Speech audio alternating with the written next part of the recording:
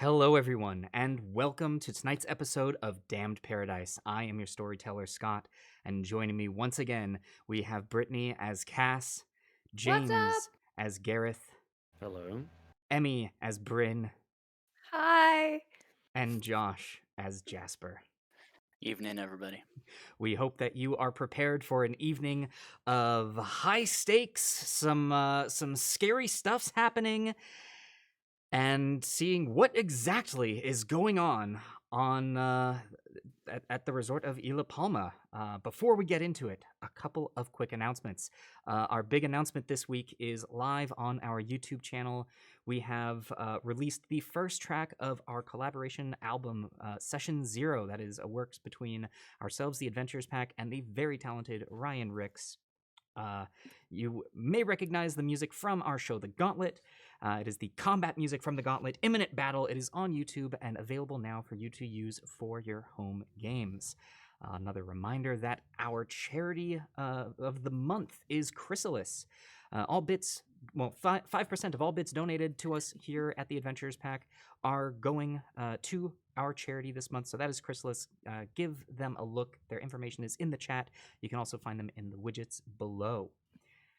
I think that is everything that I had for announcements. So with that, No, like six more. Like Six six more? more Just announcements, please. yeah. Can you talk to us? There was a bestiary episode this week. It was on gargoyles. That was pretty cool. Before that, it was the Gale of Door. You just are Scott's... not ready for this. Hey, No, Emmy has her own stream now where she plays video games. I do.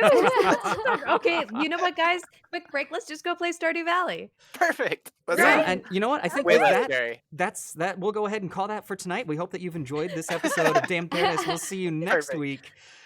No, let's go ahead and dive in. So, with that, Okay. when last we met our survivors,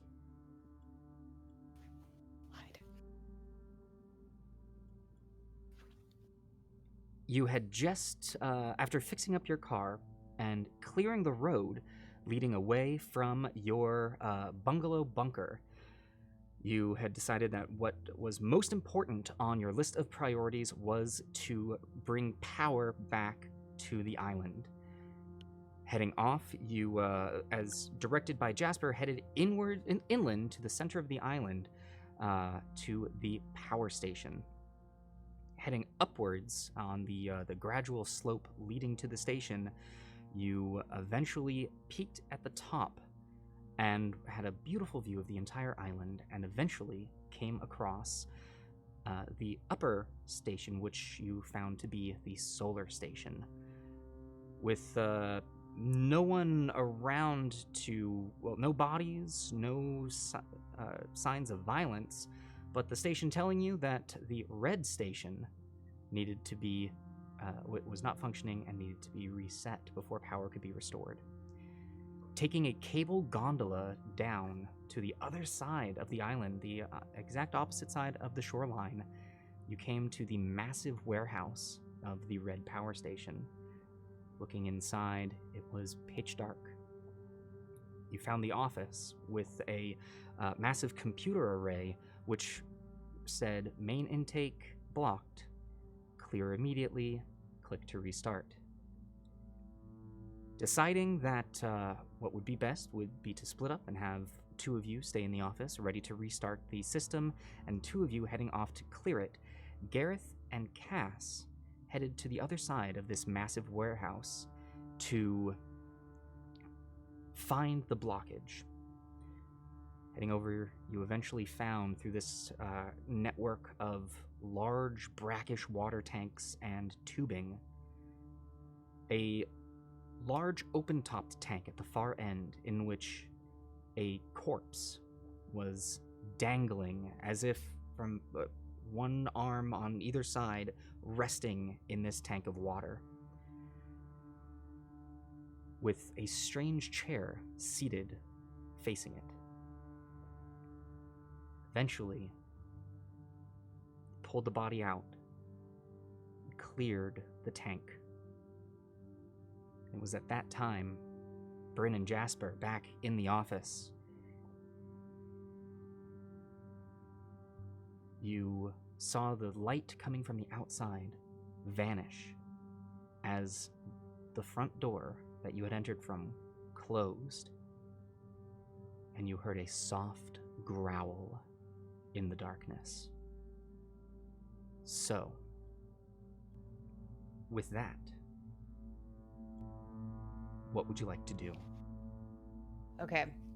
I'm gonna set down my comfort bear now. So I have the walkie-talkie, and did I hear before the lights went dark? Did I hear the call from Cass and Gareth? I don't believe the call had come in just yet. You had at one point talked with them. So let's see, which call was this that you're wondering about? They had said something about how that it was clear, as I recall at the end of last episode. Yes, that was the last thing that had happened. Last thing that I heard? Okay. I did not have a chance to press go on that button. I don't believe so. Okay. Just wanted to make sure. Okay. And how far, again, I'm sorry, I know I'm asking all these spatial questions. How far away is the door? The door from you is me? maybe 15 feet away. Oh, God. Okay. I would like to, as quietly as I can move, and I can move quietly, click the go button on the power, the restart button. Okay.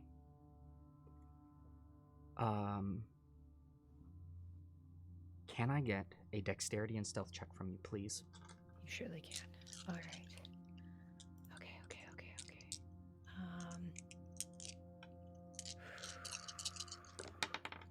And you know what? I'm going to use a point of willpower on this because, geez. Okay. So, all right, that's going to put me at nine dice.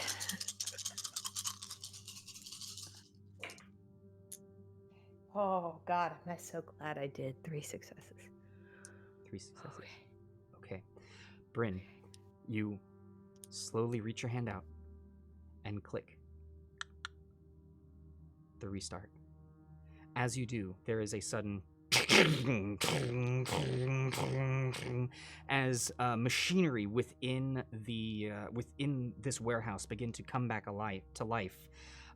Cass and Gareth, the entire area around you is suddenly beginning to the tank is beginning to bubble and churn even more, and you can hear water begin to pump into the square containers that you had walked by. There is a soft flashing of the red lights in the room. And Bryn, as you look over at the display, it says restarting, and there is a countdown from 2 minutes. Okay. As this happens, you hear footsteps on the metal grating just outside of the door. As soon as the sound of the machinery starts, Jasper's gonna use that noise as cover to move to the door as quickly as he can and close it. Okay, Jasper, can I get a dexterity and stealth check from you as well? Come on. All right, Come on, buddy. I too will put a point of willpower into this. Yeah. 1 success. Oh, God. Okay. Oh, God.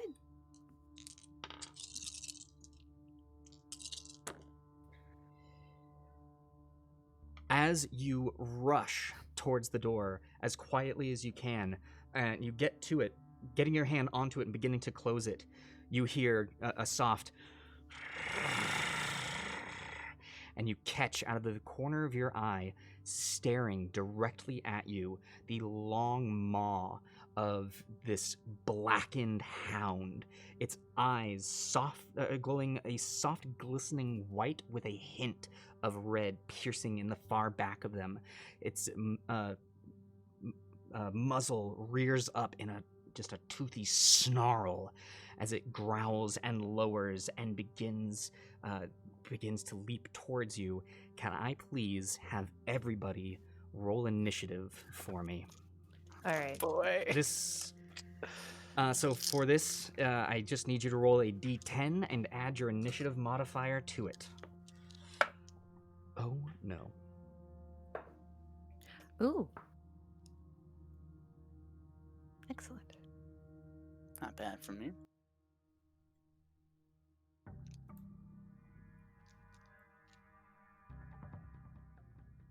Okay, so, Cass, what was your initiative? 10. And Gareth? 11. 11. Bryn? 16. And Jasper? I thought my 10 was good. I thought the same thing. I'm very fast and I rolled very well. Okay.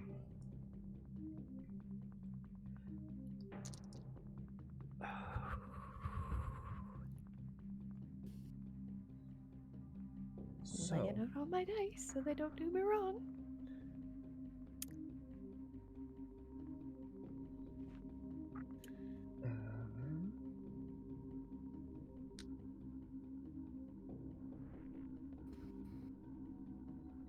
All right, so Jasper, with you at the door, I will say the last thing that happens is the door began to close. As that is happening, Bryn and the hound acting in the same initiative order. Oh, are you kidding me? The hound leaping at the door, beginning to claw it open. I will say, Bryn, I will let you go first. What would you like to do? Okay. So the door is being clawed open and it is in the hands of Doc, right? So Jasper has closed it. This is an inward opening door, and Okay. the creature is beginning to claw against it. All right. Is there anything in the room I can use to bolster the door? You remember seeing that there are some chairs and there is a table. There's a massive amount of paperwork everywhere, but that is it. The chairs and table are all metal. I will grab one of the chairs. Okay. And bring it over and attempt to hook it underneath the door.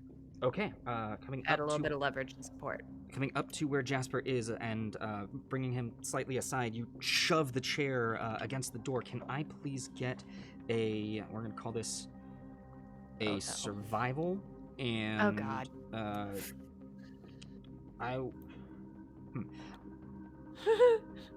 Cool. I would let this be any combination of survival or crafts and wits or strength. Okay, we're going to do wits and survival. Okay. No, use the paperwork. Clog its progress with bureaucracy. Tie it up in red tape. Wolf. You haven't filled out proper form C326 yet. Oh, yes, come on. Oh, it's one success. One success. Okay. You do shove the door or the chair into the door, and it seems to have done something. But as you have rushed up, the hound beginning to claw away at the door, it is going to make its attack.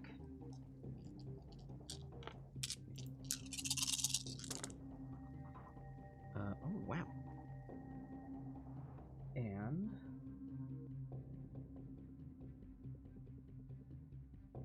Okay. That can't be good. Yeah, I hate that when he does that. You can hear, Bryn and Jasper, the screeching just of claw against metal as the hound is attempting to claw its way in. The door, both with the help of the chair and the fact that it is a pretty beefy metal door to begin with, does not seem to be giving way. With that, we come to Gareth. You have now heard the growl and snarl and scratching of claw against metal at the far end of the warehouse. with the flashing red lights. What would you like to do? Oh, I do hear this, even over the thrumming of this machinery coming to life and the increased noise. I'll say you heard the initial. Actually, give me a retroactive wits and composure roll. Will do. That's a good question. Wits and composure. Okay. Da-da-da. 2 successes. 2 successes. I will say you did hear the first soft growl that echoed throughout the warehouse as the creature entered. And beyond that, you've now definitely heard the screeching of metal over the machines in here. Okay. That's definitely enough to set me on edge, but not enough to leap into immediate action. So I'm just going to kind of instinctively look to Cass, just with a wordless look of kind of like, do you hear that? What do we do? Kind of thing. So I guess I'm going to translate that into basically holding an action effectively to I'm just going to react and follow whatever Cass indicates we should do. Okay. And that will then bring us to Cass. I'm gonna radio into Bryn after, because me and Gareth, we both look at each other like, we heard that, right? So I'll radio in to Bryn and be like, Bryn, what's going on? Is this the machine? Is everything okay? Okay. Back up in the office, you hear over the radio, Cass coming through. Jasper, you're up. What would you like to do? All right, so I'm still bracing the door here, but with the chair in place, does it feel like it needs me to keep holding it, or can I let it go? It's tough to say. All right, then I'm just gonna throw my whole weight against this door and just try to hold it in place. Okay. And with that, Bryn, are you the one that has the radio? Yes. Okay. In that case, with Jasper holding his weight against the door, bringing us back to Bryn. Okay. Are there any windows There in are. here? The entire wall looking out to the warehouse is massive windows. Are all of them closed? There is no opening or closing of these. They are just pane glass. Ah, hell. Okay, that no plan there. Okay.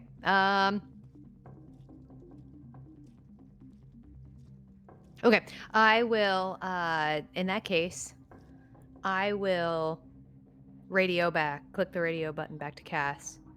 Cass, there's something here. One of those wolves is here. We need some help. We need some help now.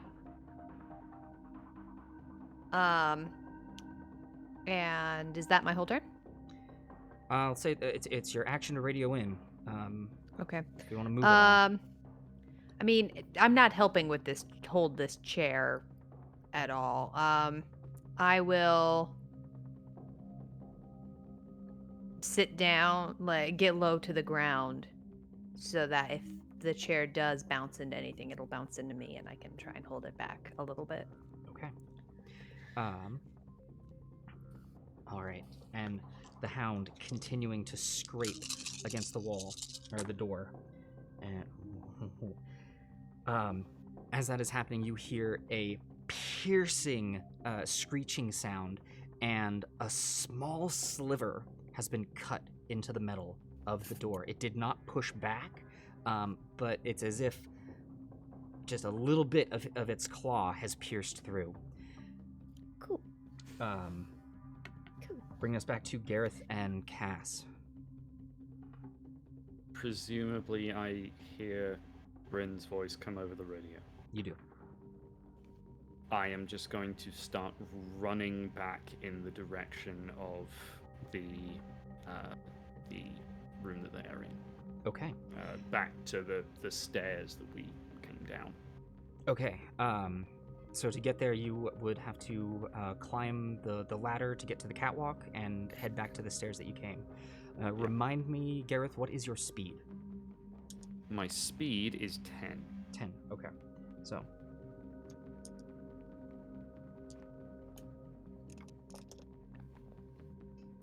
Gareth, as you are running,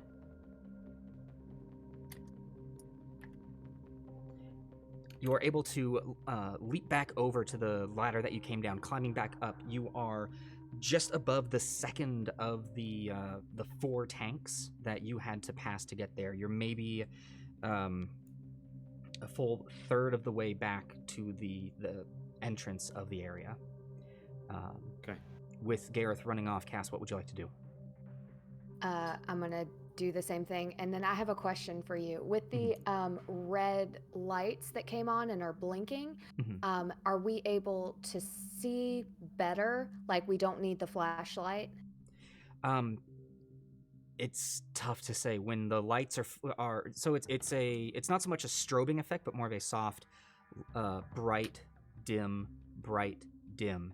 As they are bright, you can definitely see a red tint to the entire room, but as they are dim, it's almost pitch black.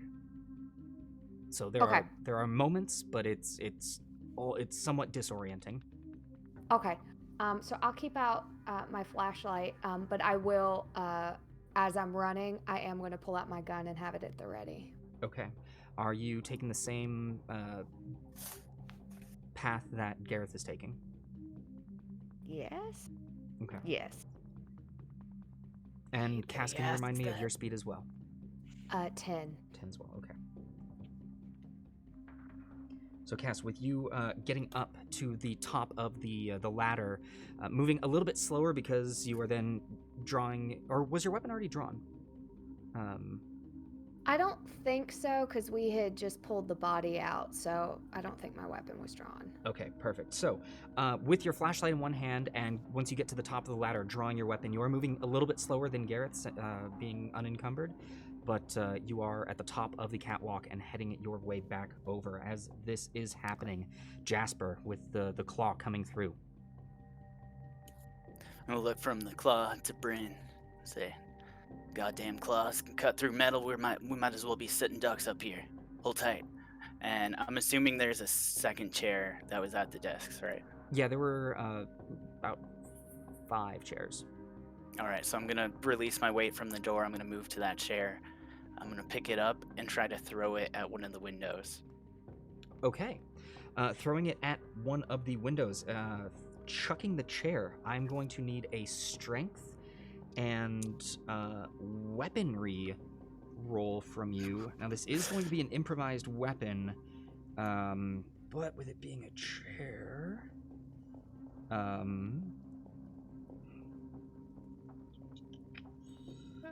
God. You get to add 1 die to that, or 1 weapon, or 1 damage die to that roll. So go ahead and roll that for me, please. And the adrenaline is just coursing through my veins right now. I'm going to put another point of willpower into this. All right, another point of willpower into it.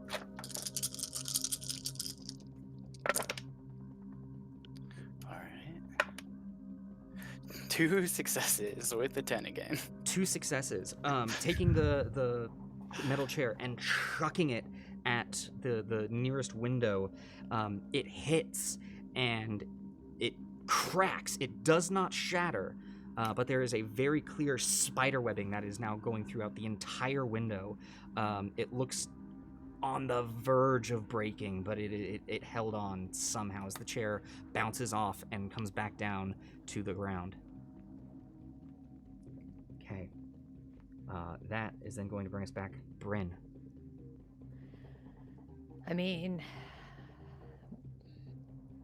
my plan is straight out the window. I'm going to, but the chair isn't. I'm going to go, and I look like I'm probably like 130 pounds soaking wet, but I'm going to go slam myself into the door.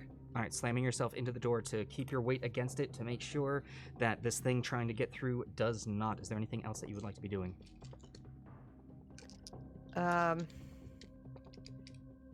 Just holding on to the radio. Holding onto the radio. Okay. With that, the hound begins to take another claw, and you can now see the sliver now becoming deeper, and a second thin line coming through. The door is beginning to weaken and weaken. The first cut that it made through, you can almost make out a part of its face through the opening. it glowing red as the light brightens. Gareth, we're back to you. I continue just booking it as fast as I can back to their location. All right, Gareth, running as quickly as you can, you are able to make it to the far end of the catwalk. You have passed up all of the tanks that you were walking above, and the stairs leading up to the office is in sight, but you still have about 15 yards in total to get to them. Okay. Then, Cass, what would you like to do? I'm continuing on Continuing to run as well. Cass, you make it in total about halfway through all of the tanks. You can see Gareth ahead of you getting to the end and making the turn to the left to head towards the stairs. Pistol drawn, heading forwards. You are halfway through the tanks. Jasper. Just gonna finish what I started and try to throw this chair again. All right, throwing the chair again. Can I get that same roll from you, please? Yes, sir. This time without the willpower. One success. One success is all you needed. Picking it back up and deciding this time, rather than throwing it, using it as a club, you bash it into the side of the window, and there's a loud shattering sound as the glass falls, and a sudden waft of brackish air entering into your lungs from the main warehouse. The window is broken. Would you like to do anything else, Jasper? How far down is it? It's actually not that far. You'd have to be climbing up over the computers to get over, but the walkway continued over in front of it, so you're at the same level. Gotcha. Okay, perfect. I'm gonna look to Bryn. I'm gonna do one of the follow me gestures, but then put my finger up to my lips, and I'm gonna try to hop through the window quietly. Okay, hopping in through case the he window. didn't hear the window shattering. All right, Jasper, I'm going to need actually a couple of rolls from you here. I'm going to need a Okay. strength and strength and athletics check really quick to make sure you don't cut yourself on any of the broken glass. And if you wanted to do it stealthily, go ahead and give me that dexterity and stealth check. And I'm going to put this at a -1 since you're climbing over broken glass. Okay, that's one success on the strength and athletics, and then you said dexterity and stealth -1. Mm-hmm. 2 dice on this. Oh, one success on that too. Okay. You are able to avoid the glass, though there is the soft crinkling of it under your shoes. You don't cut yourself, and you hop down to the other side of the walkway. Bryn. Okay, so just to make sure that I'm understanding this, the window that we're jumping through is taking us further into the warehouse, and the monster is outside of the warehouse, correct? So the entire warehouse is one building. You are inside of Yeah. an office inside of the warehouse. The window is taking you into where all of the tanks are. Right. It is on the outside of a door that is on the catwalk that does wrap around to where the windows are going, Okay. but it is between you and the door to the outside. Okay. All right. In that case, yeah, I'll make a break for it and try and go over the window as well. Okay, making a break for it, heading over to the window. Can I get a dexterity and athletics check to make sure you don't get hurt climbing over? And go ahead, and if you want to do so stealthily, I'll need a dexterity and stealth at a -1 for going over the broken glass. Okay. Crap, I'm starting to run low on willpower. To get over, I'm going to use a point of willpower just because otherwise that's not going to be pretty. Okay.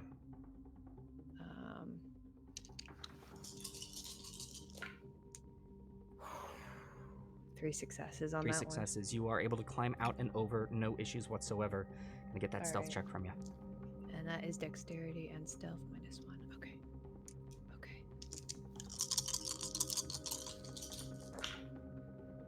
Okay. 1 success. 1 success. Okay. Hopping over, there is the soft crinkling of glass as well, but you are on the outside. At which point, bringing us to the hound.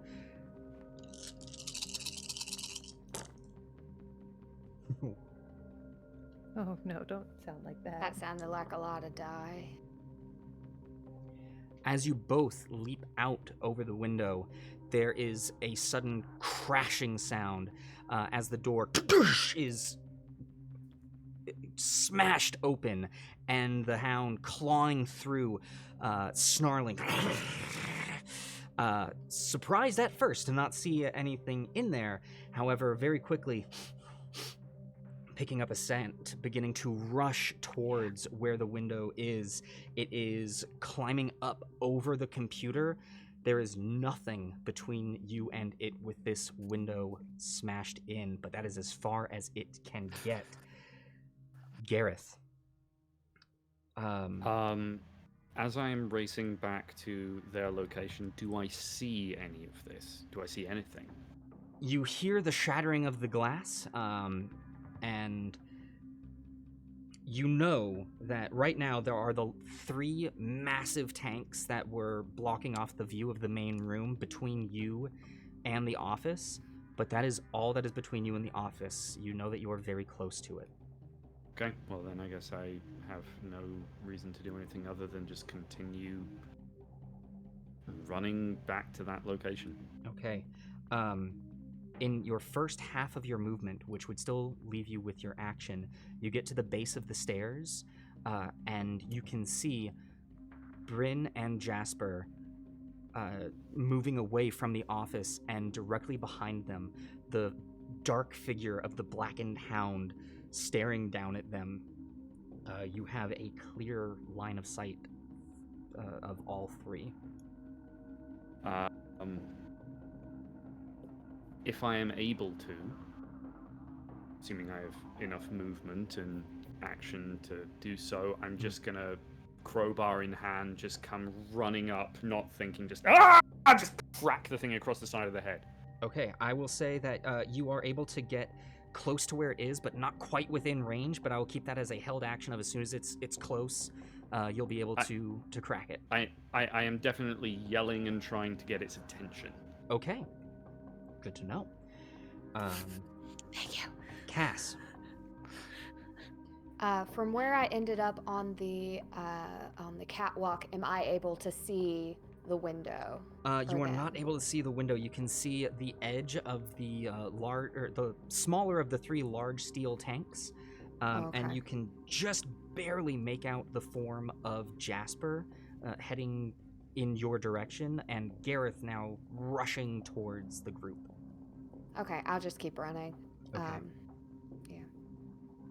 At this point, you are essentially where Gareth was at the end of his last turn, rounding the corner, and you know that just on the other side of these tanks is where the office is. But Jasper. I still can't see. You still can't see, no. Okay. Presumably she does hear me going, though. She does hear you going, ah.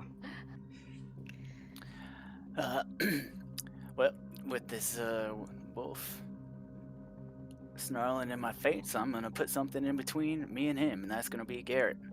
I'm gonna just try to run, ducking under his crowbar, and run as far away as I can. All right, running, ducking under his crowbar, getting as far away as you can. Rushing down the stairs, you pass Gareth and actually get to the other side of Cass. So you catch up to Cass and are able to get just past her, and that's about it. I'll stick with Cass. That seems like a good plan. I'll turn to her and say, "We got company." Okay. At which point, Bryn, with the hound directly behind you. Yeah. What would you like to do? Run? Running.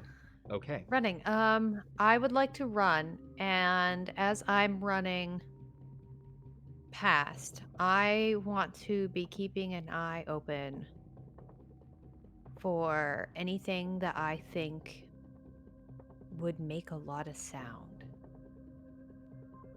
Anything that you think would make a lot of sound.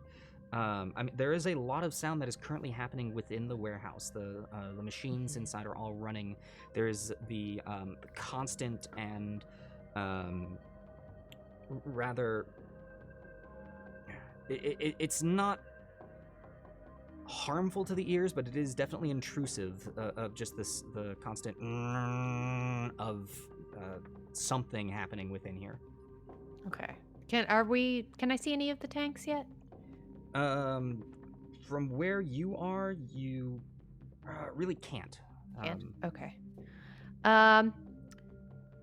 Okay, then scratch that. I'm going to be looking around for anything that I can grab to throw really quick.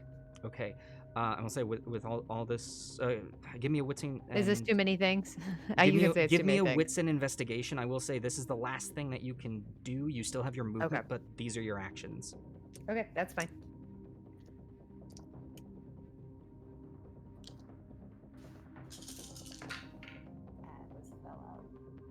One success.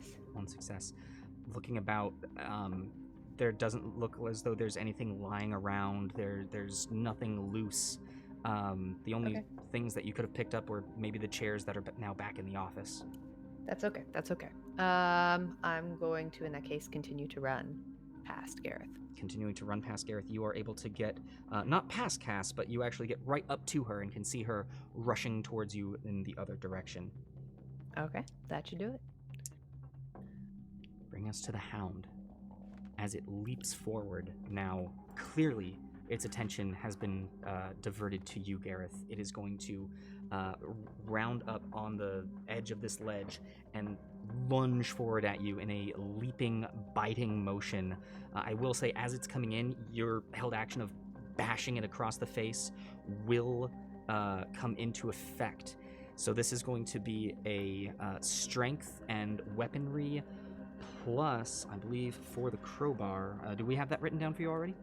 As a +1. Perfect, +1. With the defense of the hound, however, I'm going to need you to remove 4 dice from this.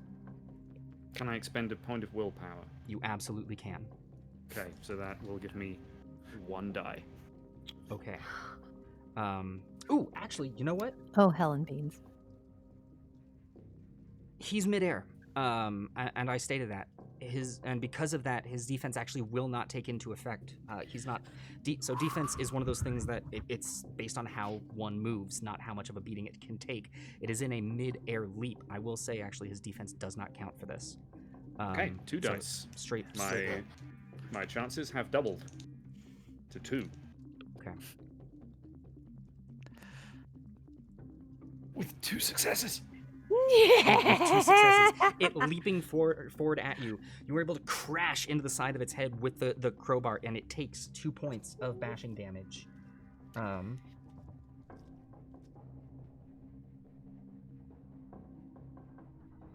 it is going to bite into you. What is your defense? My defense is 3. Defense is 3, so moving 3 dice from its dice pool. Wow. It's either very good or very bad. That's bad. With it lunging forward, you cracking it in the side of the head, you are actually able to sidestep out of the way, pushing it into the ground. You avoid its bite entirely. As it hits the bottom of the catwalk, you just hear as it riles up, and its fur, you can now see it does, though it looks sticky and oily, it does seem to have fur, and it is prickling up on its back. That is it for the hound. Bringing us back to Gareth. You are up, Cass, you're on deck. Just 2-handed, overhead swing, crowbar. I'm gonna kill this thing. Okay, this time it will have its defense, putting you at a -4. Okay, so I will expend a further point of willpower to enable me to be able to roll at all. Okay. But I fail. Okay, swinging your crowbar down, it actually opens up its jaw and grabs it in its mouth, and twisting it from side to side, you're able to pull the crowbar back, but it is hungry and ready for more. Can I, yell something as an incidental? Yeah, I'll let you do that. I'm just gonna, frantic as it's grappling with the crowbar, and just be like, shoot it! Shoot it!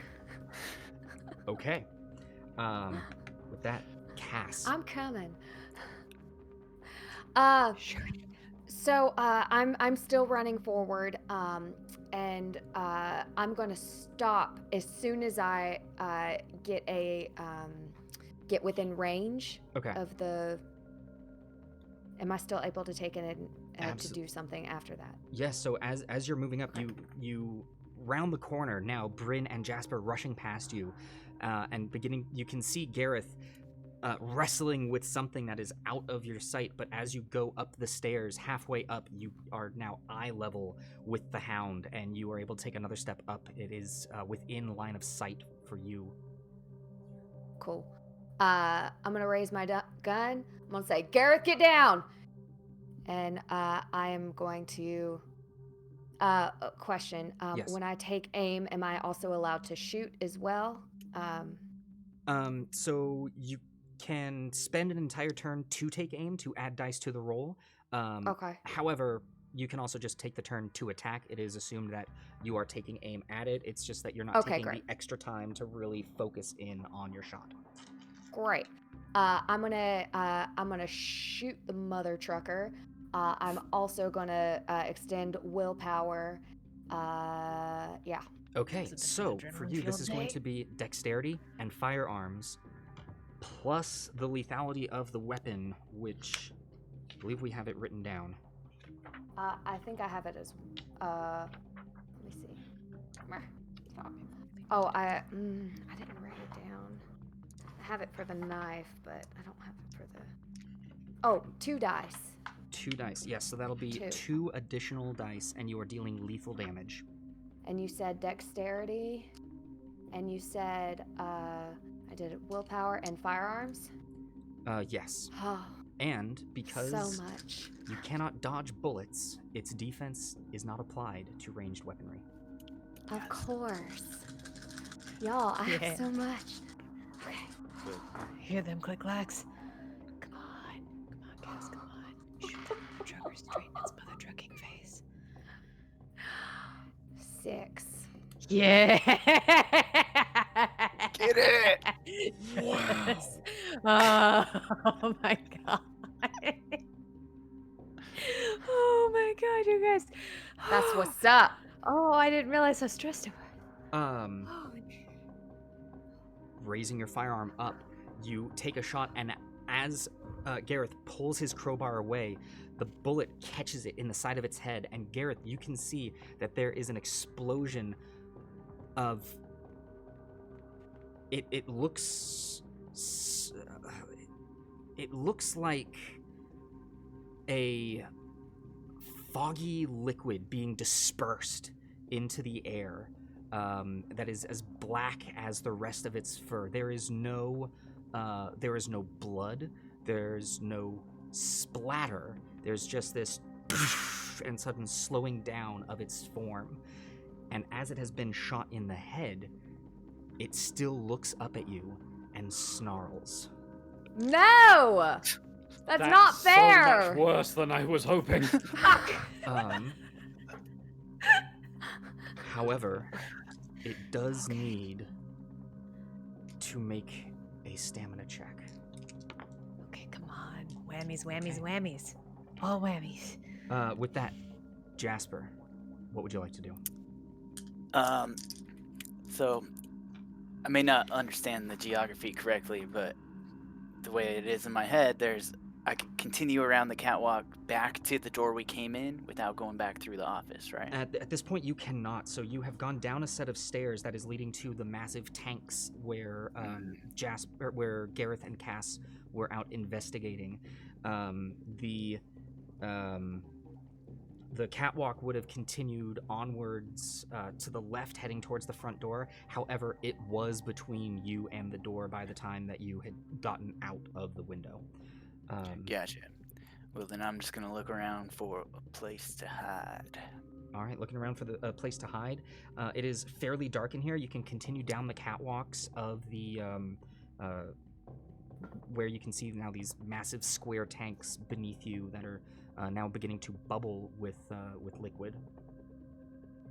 All right, I'll head down and I'll try to get behind one of the tanks. Okay. To get down to the tanks, you'd have to actually get to the far side of the catwalk and go down a ladder. So you can head Sitting down ducks there, up here.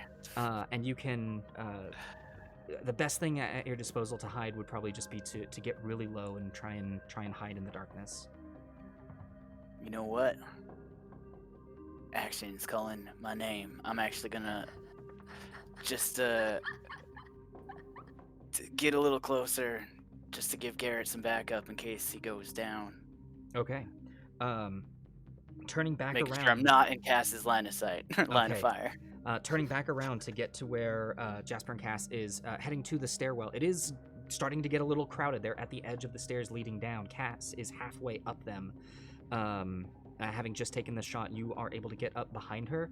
You can now move past her to get to the creature, but there's very little room between her and the creature. She almost took a point-blank shot. I'll just hang back with Cass then. Okay, hanging back right behind Cass. Bryn, what would you like to do? I would like to take off my shoes and attempt to hide. Taking off your shoes and attempting to hide. Okay. I've got thoughts. The best thing that you could do with where you are, similar to Jasper, is just get low to this metal catwalk and try and blend in as much as you can to the darkness. Yep. Okay. Whatever I can do, and then I'll think about it more later. But yeah, just trying to blend in as much as I possibly can. Can I get a stealth and dexterity check from you? And because of your environment, I am going to put this at a -2. Okay.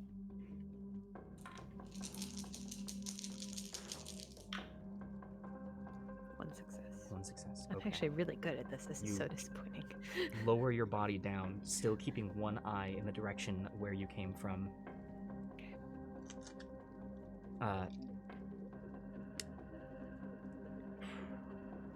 The hound, having been shot, growling at you, Gareth. Can I actually get a reflexive intelligence and empathy roll from you, Gareth?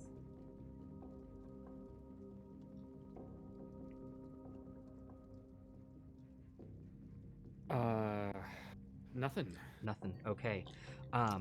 Oddly, this creature, oddly for it still being alive, but now strangely, it turns its attention and looks over towards Cass, and claws its way over to you, Cass, and is going to attempt to bite at you. Cass, what is your defense? My defense is 3, and I also have armor of 1. Okay, and I believe your armor, unfortunately, only counts for bludgeoning damage. Oh, that's right. Dang it. So, just attempting to take a bite into your arm. Does it also help if I have fast reflexes? Does that count? Oh, goodness, as a that specialty? As I a merit? believe fast reflexes is for the initiative. Oh, okay. I was just like, maybe that applies. We could hope. I hope. I'm just like, anything to keep me alive. I'll just keep throwing it out. Maybe something will stick. Just stress eating snacks now. That's just bad. Yeah, so your fast reflexes just increases your initiative modifier. Fine. So, it biting into you, Cass, you take 2 points of lethal damage as it digs its teeth into your forearm. That is all that it is able to do. You are able to wrench your arm away from it, bringing us to Gareth. You are up. What would you like to do? So this thing has kind of moved away from me and has attacked Cass. Yes. I am just going to... I'm just going to run up at it again and just try and crack it right in the middle of its spine. All right, with cracking the it. crowbar. Right in the middle of the spine with your crowbar. Because you are now flanking it with your friend, you can... it does not get its defense, so this is going to be a straight roll for you. Oh, excellent. That's quite a lot better than I was Huzzah. expecting. Ups and downs here at the damn paradise. So that'll be 1 success. 1 success. Okay. You can see now that as you're beating into it, it's beginning to... you're gonna say bleed, but from where you're hitting, liquid is beginning to pool out from each strike, but it is still up and it is still angry. Anything else from you, Gareth? No, I just continue to basically scream at it, like I want this thing to die. Okay. That is then going to bring us back to Cass. Question. Does it bite my left or my right arm? It would have bit, unfortunately, your right arm.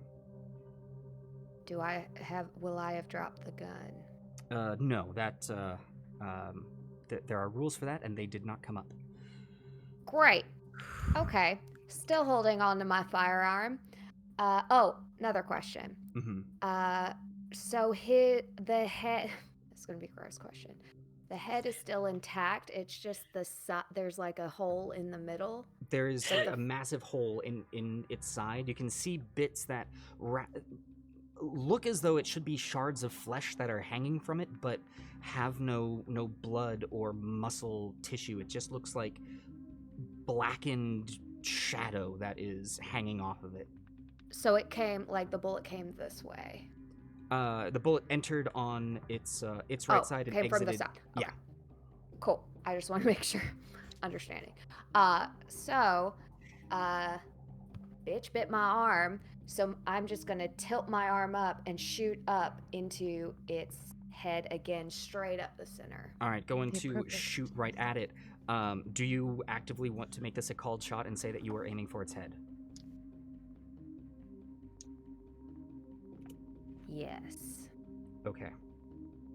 Now, I will also warn you, because you are now within close combat with the hound, it does get its defense on your ranged attack. So that would put it at a -4 to the attack, plus trying to shoot it in the head would give it an additional -3. God, that's disgusting. All right. We're changing my plan. Okay. We're changing my plan. Thank you for the warning. Because I'm bit on that arm and I'm probably not functioning really great, I'm going to reach around to the back where my knife is and use my kung fu and knife to stab the bitch. Okay. Yes. I will say you drop your gun to the floor to have the time to draw your weapon out. With your knife now, go ahead and that'll be a strength and weaponry plus, I believe it's the 1 lethal. And with your abilities in Kung Fu, let me see here. Because I have a specialty in knives. Oh, and you have a specialty in knives. So we'll Yeah. add a +1 to that as well.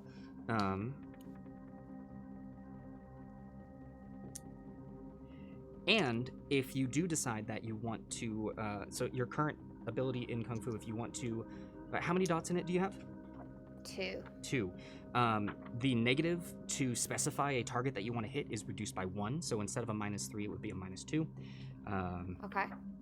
And in addition to that, and that's all we've got right now for it. All right, and then Yes. I am going to extend a willpower Okay, Yeah. because so fuck that. you'll get a -4 from this roll because of its armor. Right. So go ahead.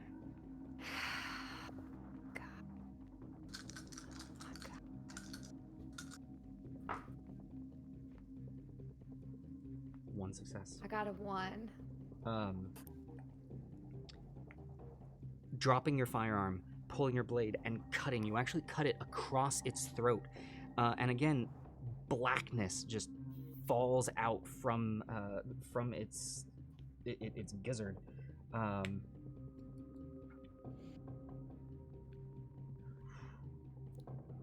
That is still it's still standing, but you can see it actually beginning to shake from side to side. Is there anything else that you'd like to do, Cass?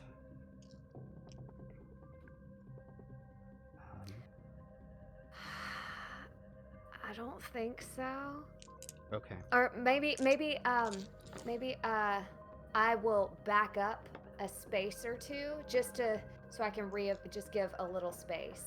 Okay. Like still engaged, but like not on top of him. Still engaged, but not directly on top. I need to do a quick double check to see if there are attacks of opportunity here. I am forgetting this. I'm going to say, actually, for now, there are not. So you stepping away from the creature, coming up, actually stepping back, you pass Jasper. Jasper, you are now in between Cass and the hound, bringing us to your turn. I'm gonna look at the gun that Cass left on the catwalk. I'm gonna scoop it up. I'm gonna take a step back and I'm gonna fire. Okay. I will say, give me a wits and composure roll to see if you saw the gun drop. Okay, cool. One success. One success. I'm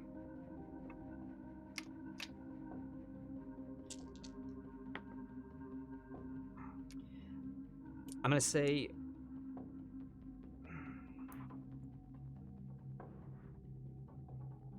you saw the gun drop. You didn't quite see where it landed, so you're gonna have to get up in order to get it. You're gonna have to have a successful.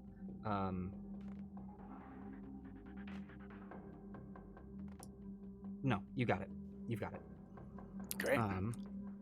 Then yeah, I'm gonna take one step back and I'm gonna take aim and fire. Okay. That then means that I need you to make a dexterity, firearms, and I believe this gun has a +2 lethal. Yes. You know what? For good measure, throwing in 3 more from a willpower. 3 more from a willpower. Okay.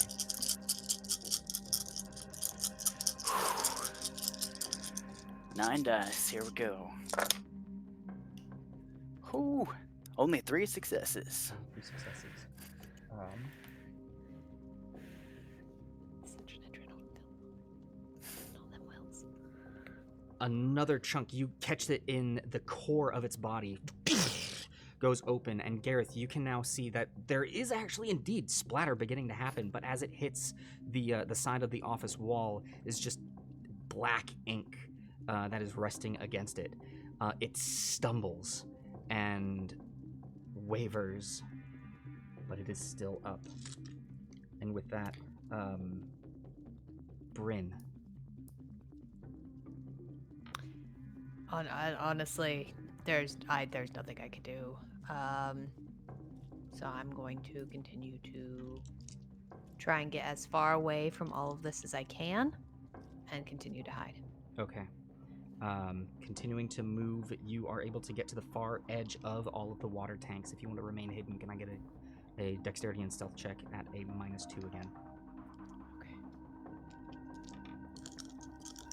Let me double check that. What am I doing here? Yeah, I was right. Okay.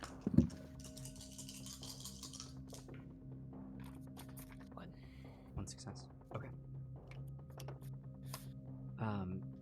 Jasper, the hound looking down at first Cass, rears up and takes a bite in your direction. What is your defense? 2. 2. Okay. However, because of the severe injuries that this thing has taken, it is wavering. It does not look as though it is seeing straight. It still does manage to take graze your forearm. You take 1 point of lethal damage. Son of a bitch. Gareth. All right.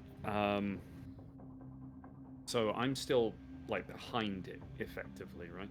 Has moved up. You were essentially to the side of it, and as it's moved up, you can very easily now get behind it. It is Okay. on the stairwell leading down to the catwalk. Oh, it's on the stairs. Well, I mean, I guess that doesn't change things radically. I am gonna run forward, and rather than like bludgeoning it with the crowbar, I am going to like throw myself on top of it using my full weight to bring the crowbar down in like a stabbing thing at the back of its head. Like Okay. using like the forked end of the crowbar to just be like full weight into it. Okay. Here's what we're gonna do then. Can I get the strength and weaponry roll? It is going to be at a -2.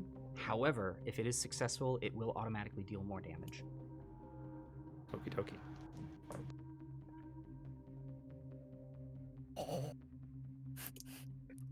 That's good. 3 successes. Three successes. Yes. Gareth, as you leap up, Get him. taking the forked end of the crowbar, you smash it into the top side of its head. Jasper, you are able to see the hook go directly in between its eyes. With that, it lets out a final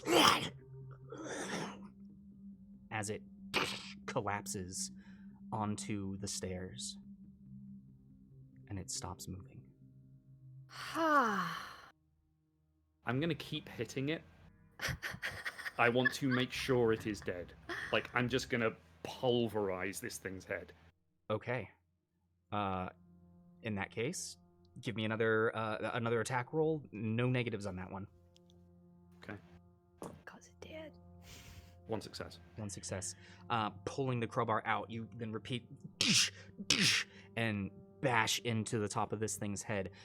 You can see that it does begin to flatten, and everything that you're seeing right now is just looking black and an odd shade of red as the lights are slowly pulsing. Gonna like fall back against the stairs and breathe.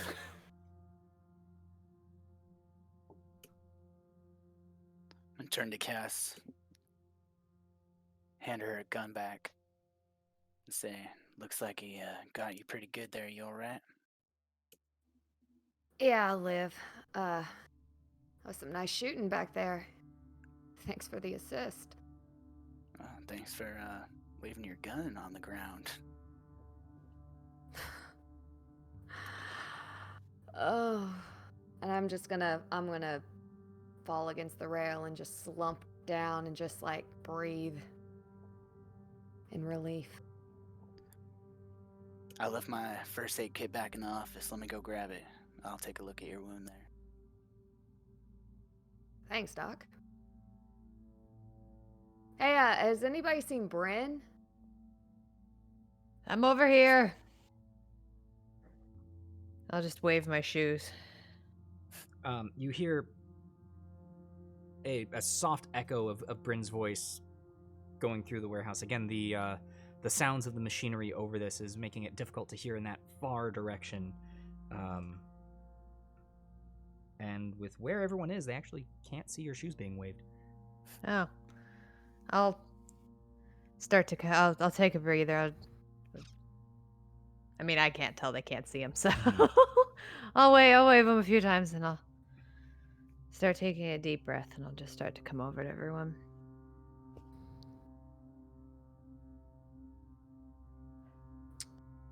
Turned it on.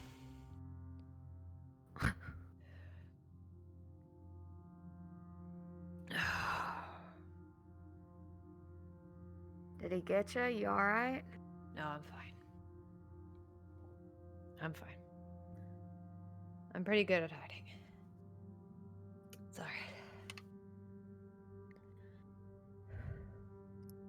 Jasper's going the long way around back to the main door of the office that got attacked by the wolf to grab his first aid kit. All right, and that door has been clawed open. You can see that the gashes in it are jagged in some places, clean in others, but this thing mangled it up. And while Jasper's doing that, I'm gonna put away my gun and my knife, pull out the flashlight, and just slowly make my way over to the creature and just start looking at it. Okay. Looking over this hound, it looks, for the most part, like a massive incredibly muscular wolf. Its fur, and you can see now that it does look to be fur, is still coated in. It looks matted and wet. You can see where the bullet exited on the left side of its head. And as your flashlight goes over it, the inside of it is just black and dark. There is no real form that you can see inside of it. It looks as though you're just staring into a void.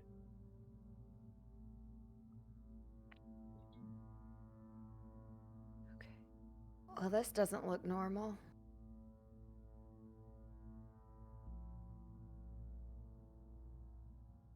This is a weird question. Is there a smell coming off this thing? Like wet dog, or gore, or tar? It does smell like... Wet dog would be the closest thing. There's that just musty smell. But on top of its musk, you also... It smells just ever so slightly smoky. Smoky? Like wet dog mixed with fresh charcoal. Like a good whiskey. I could use that right about now. Call me crazy, guys. I think that thing appeared right outside the door.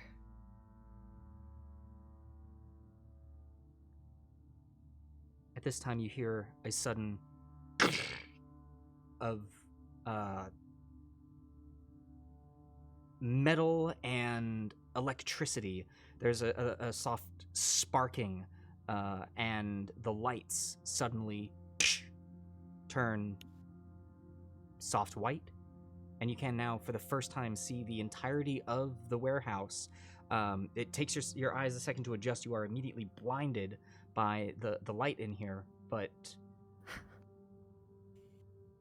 the power seems to have tripped back, and you have a clear view of everything. And Cass, everything that you had illuminated using the flashlight is now very apparent and clear as day as to the form of this thing. That only took 2 minutes? Good Only. Jasper sticks his head out the broken window from the office and says, "Power's on." Thanks, Doc. I think we can see that. Those It's gonna guys be are... helpful. I chuck the bag through the window and then climb through. Shit.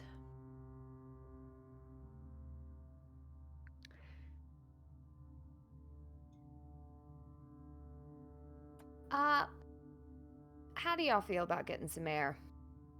I think I need some air. Sure, I think that might have been it. Do I have my am I sensing anything anymore? You are Storyteller? not. And who all is looking at the body of this thing right now? I Take a probably look at would. it. Yeah. Yeah, I'd be looking at it. I'm kind of staring at it, but not in any kind of studious sense. I'm just kind of... Okay. My 1,000-yard stare happens to be directed at it. As the lights have suddenly turned on, the edges of its form begin to almost melt into the air, piece by piece, dissolving. And as bits of it break away from its body, they drift upwards into the air and then vanish into nothing. Slow at first, but then faster and faster. And as bits of its legs begin to melt away, you can see dark gray bone-like features beneath it that then also begin to fade. The process, slow at first, begins to happen more and more rapidly until before your very eyes, nothing is left of the hound that you killed. Is the gore and blood that had been spilled before, all that's gone too? Looking around at the wall of the office where the splatter had happened, it's nothing.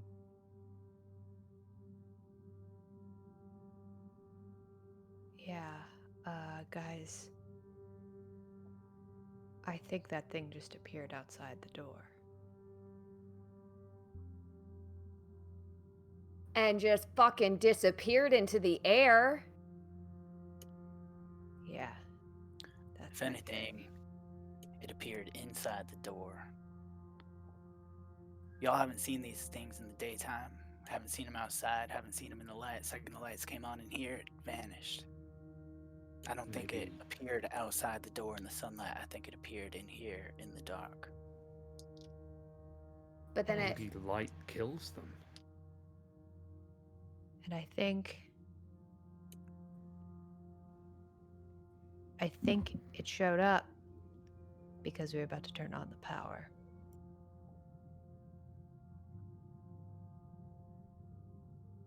Who knows why it showed up? All I know is it wasn't there. Look, guys, I know I've talked about it a little bit, and I know I don't want to sound like I'm I need you guys to believe me on this one. When I was a kid, I'm pretty open. when I was a kid, my grandma had this fucking creepy basement, right? And I know, everyone's got a creepy basement, but not. The point is that I get that same feeling every time there's one of those nearby, and it wasn't there. And then as soon as you guys messaged in to say that you had cleared the blockage or whatever it is you did, it was there.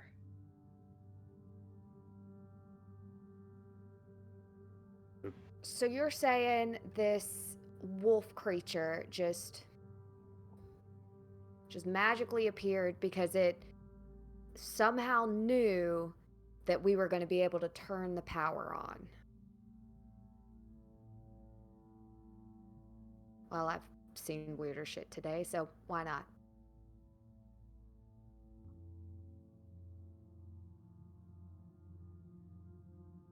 But it's okay, sure.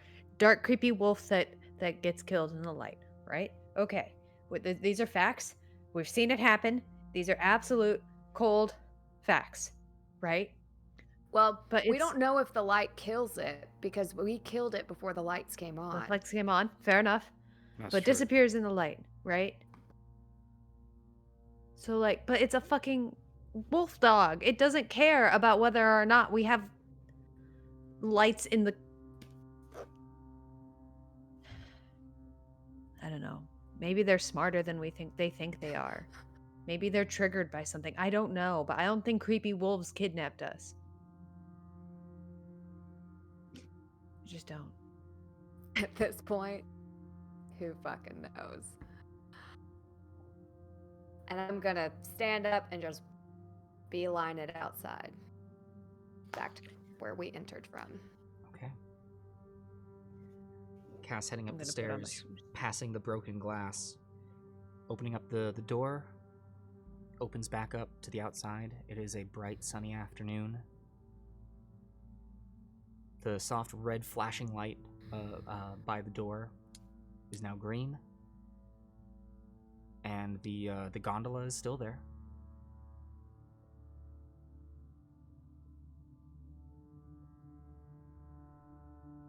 I'm gonna pick myself up, follow Cass outside. Yeah, me too. I'm gonna put my shoes back on. Okay. Glad I didn't need to throw you, you stupid, useless dress shoes. And then I'll head out. Now that the lights are on, there was a bunch of paperwork on the table. Actually, as we're heading out, Mm-hmm. I know we took a look at it. Just taking a glance at it, is there anything worth grabbing? Now From that the everything lights that are on? you had seen last time, it all appeared to be user manuals and things Stuff. needed to run the plant here. Okay. Well, in that case. And the computer, just to confirm that we were using to turn this thing on, it's just hooked up to the power plant. It's just running a background system, I'm assuming. It doesn't have anywhere where I could plug in, say, a hard drive. You see no USB outlets or anything other than that. Heck and beans. Okay. All right, I'll head out. Okay. Suppose I'll do the same. All of you heading back outside on the balcony of the red power plant.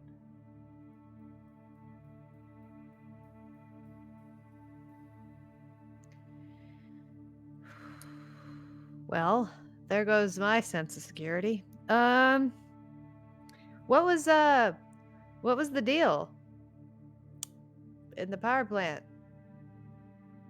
Was there you like guys a were down there an awful long time. awful long time? What was the scoop?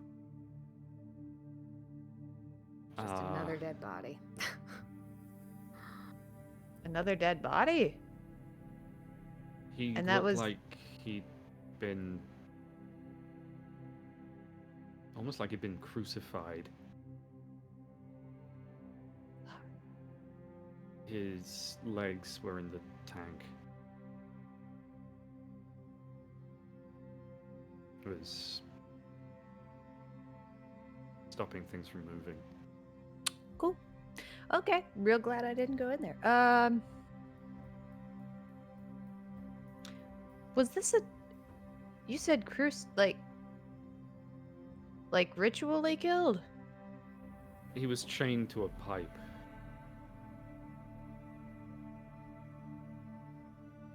I That- don't think he was there accidentally. I mean, it looked a little similar to what I saw on the plane. I mean, not as gruesome, but What'd you see in the plane? well, saw a man in a like a T pose.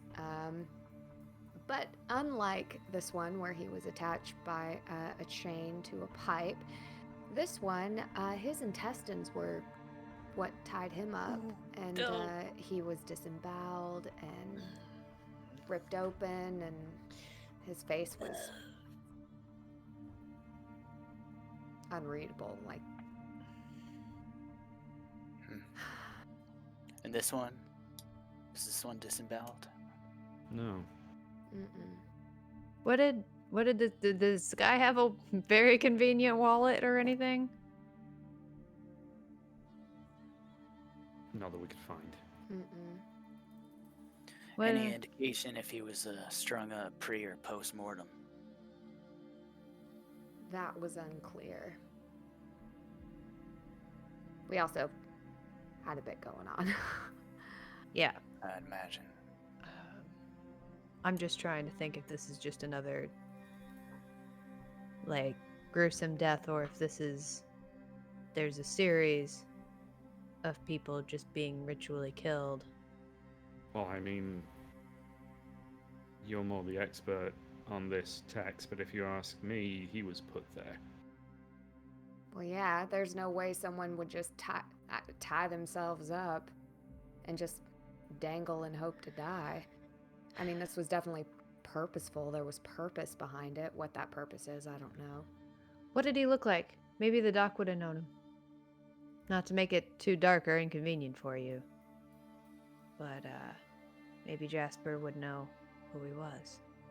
Scott, remind me, I think he was in, like, chill clothes. He wasn't in a uniform. Yeah, he was in like white linens, and he was not an older gentleman, but on the higher end of middle aged. It's gray hair, but with bits of still color to them. I just had a thought, and Bryn or Jasper, one of you said something that just brought this to mind. Gareth, you remember that chair that was facing the body? Yeah, it was pretty creepy. What if our murderer sat there and admired his work? Cool. I- This place has been great. I kind of assumed it was just somewhere for whoever was on duty to take a break, but I had thought the exact same thing until just now. it was facing where we found him. And I there mean, is this- a pattern of behavior. This does sound like the kind of thing a person who would just take a bunch of people and then leave them in the basement on an island would do. I'm just saying. I mean, you're not wrong.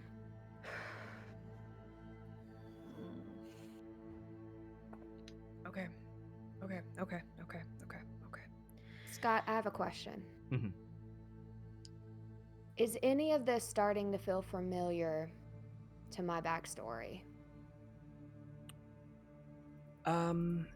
No. Cool. Yeah, no. Cool.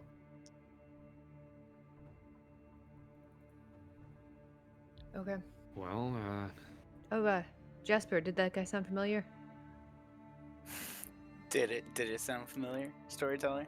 I mean, It's pretty vague. you knew of many people who could have been wearing white linen clothing, and there were definitely a few who were older, middle-aged.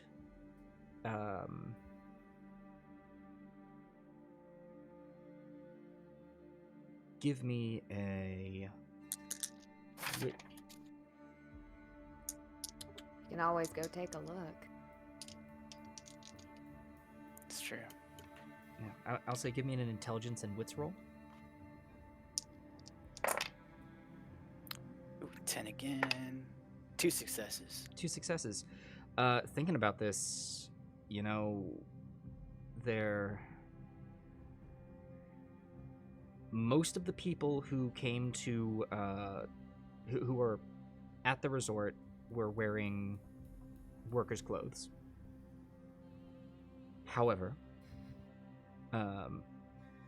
shortly before all of this happened, 2 gentlemen came to inspect the island. And you do recall one of them in a suit, and one of them wearing far more casual clothes, who somewhat fits this description. Were these the investors Yes. that came to the island? So I'm going to start just listing off descriptors for Harvey Thomas and for Ross Howell and see if any of the descriptors ring a bell for Cass. As Jasper begins to describe, it is a perfect description of Harvey M. Thomas. Well, shit. I figured that's- Harvey was, if anybody was at the top of all this, it'd be him. Was he a nasty character? Not nasty. I mean, just as nasty as any investor could be. But, I mean, he's Yeah. the brains behind this operation. I figured he'd have his fingers in the pie. So that's 2 of our guys down. Just How is it? Well, we don't know that Kendall's dead. You only found his uniform. No. Although you that found is awful. First body. Yeah, the first body we think is Hallwell, but Hallwell. that makes me think that if we found his uniform and his house all ripped up with a bunch of claw marks in it, that makes me think there's probably a third body somewhere on this island. We just haven't found it yet. Either that or Harrison Kendall's trying to make it look like he's dead. So that's interesting. So, thinking back to everything that we know, Jasper, when you came back originally after going to the cove, You said there were a bunch of bodies, and then they all disappeared. Everything was cleaned up at the resort. That's right. Why, if those bodies were cleaned up, why were the ones at the airport not cleaned up? And why specifically are the bodies of 2 investors not cleaned up? Cass, I've been wondering the exact same thing. Why leave some and clean others? I mean, if anything, it's not like they weren't cleaned up. These were left on display from the sound of it. They wanted you to see it. Like, either to show off or as a warning. I mean, what you show people is important. Mm-hmm. You know, like when you're trying to it's stupid. When you're trying to design a trick, right? The stuff you show people, you want them to look a certain direction. You've got something big and flashy, like a crashed airplane with a body in it, and a downed power plant with a body in it, causing all these things, causing all this commotion. It feels like things to look at. And remind me, you found Harrison Kendall's torn up uniform in the very same bungalow you woke up in, right? Yeah.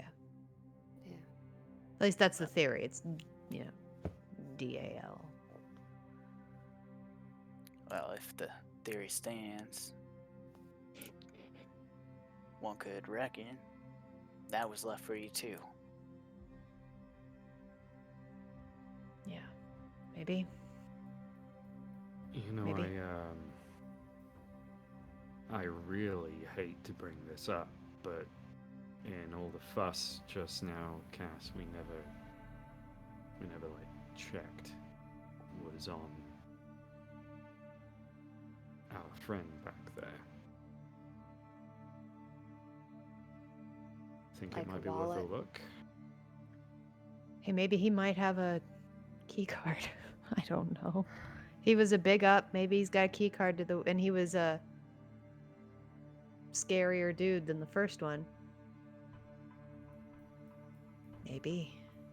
I hate to make you Yeah. guys go back and look at a creepy dissolved corpse, but I'd be lying if I said I wasn't interested in a quick field autopsy. I mean, I was gonna say shotgun, not it. I've already dealt with this guy, but yeah, you kids have fun. I'm good.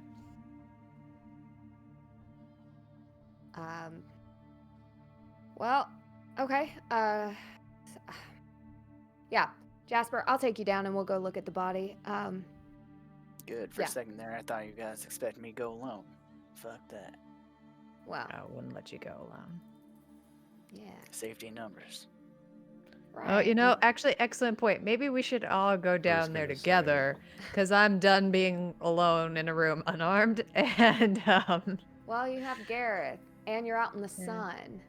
yeah, well, I thought that the sunlight was gonna protect me last time too. I'm just Yeah, saying, just because it dissolved that one time doesn't make me feel confident. we're gonna come with. Yeah, I'll just look the other way. All right, let's make it quick. We're burning daylight. Yeah, we are actually. I still want to get back to the hotel. Well, how's that arm of yours? Will it make it till tonight? Yeah, it'll be fine. So mine. Let's go. All right. So with the 4 of you heading back into the plant to take a closer look at the body that Gareth and Cass had pulled out from the tank. We're going to go ahead and take our intermission there, folks. Oh, I'm gonna get my teddy Hell of bear a back half. now that I don't have to be in character anymore. I get to hold the teddy bear now. Good Oh! We're going to be right back, ladies and gentlemen. We're going to take a brief Whew. 10-minute intermission so that our players can stretch their legs, get some water. A reminder for you to do the same. Stay hydrated, stay limber, and all that. And we'll be right back to have the wonderful chance to take a close look at what exactly happened to this unknown, possibly Harvey M. Thomas. Probably Harvey M. Thomas. We're body. gonna say, yeah. We'll see you very soon. And welcome back, ladies and gentlemen. We hope that you have enjoyed your intermission, have had a moment to breathe and relax a little bit. Now let's destroy all of that relaxing that you got in and dive right back into it. I mean, are you getting comfort? Yep. I don't know if she's Getting gonna ready to go make back it. in. Fine, about a squishy. All right. I couldn't squeeze my dice bag anymore.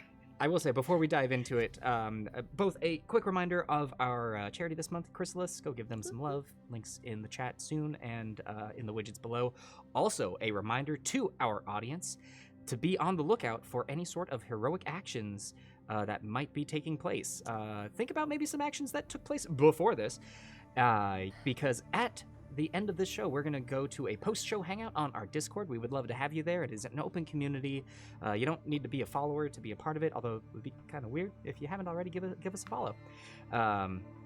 Do it. But we're going to do a post-show hangout where we are going to divvy up experience points, and you, as the audience, get to nominate players to receive a point of heroism. So this is specifically a heroic act or sheer survival, not something actively stupid to put them in danger. So think about it. You get to award these points. So with that, players, heading back in to the Red Power Plant, you very quickly are now able to make your way across the catwalk.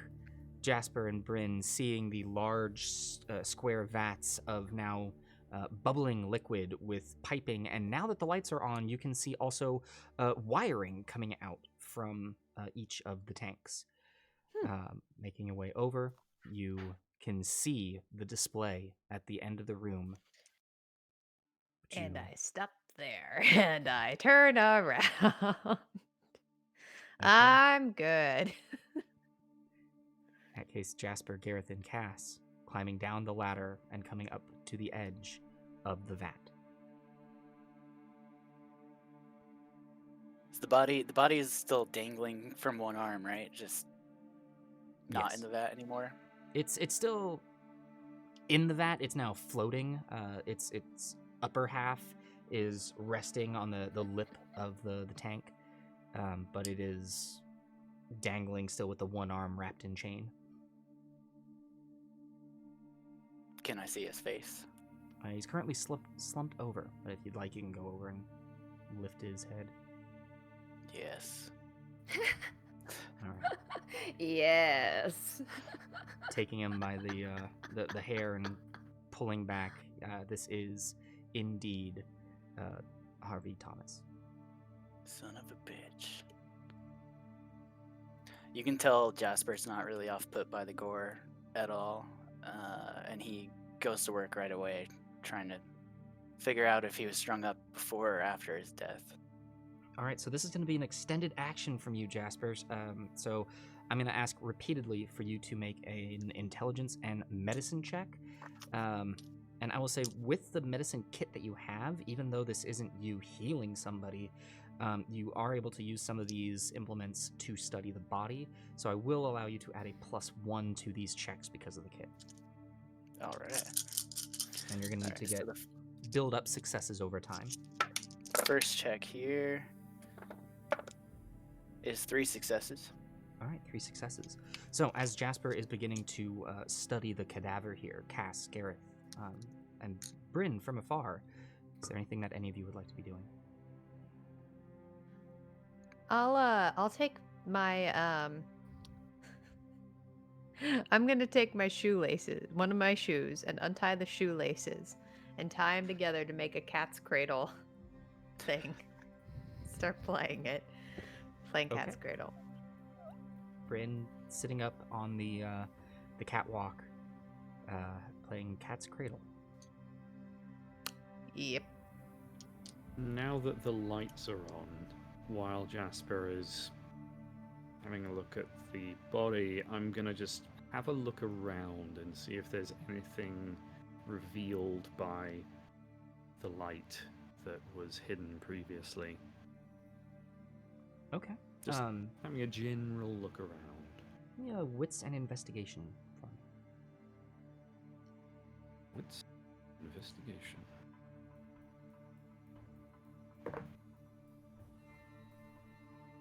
One success. Okay, one success. Looking about, aside from the new realization of wires coming out of these tanks, you can see the massive form of this warehouse. Looking down, you've got the 3 very large tanks, and you can actually see to the right of them a set of stairs leading straight up to the balcony office area. That looks like they lead directly opposite from the door to the office.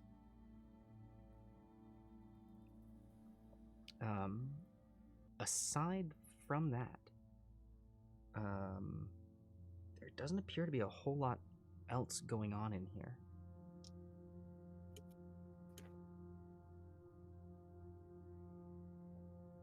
Alright, correct me if I'm wrong. You said there was a second set of doors? So no, the set of doors leading out from the office, kind of into a landing area that now include the office doors, the front door that leads out to where the gondola is, and now the stairs that are a direct link from the first floor up to the second, or up to the I see. what would technically be the 3rd floor of this very large tall building. I'm just gonna finish taking a look around and head back to the others. All right. And I'm going to be a creepy McCreeper. And I'm going to go over to the chair that we originally saw. Mm-hmm. And I'm going to sit in it and look towards where the body was. All right.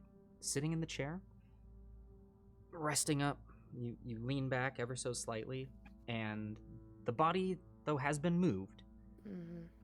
but it is a perfect line of sight to where the body was once hung in the center of this tank.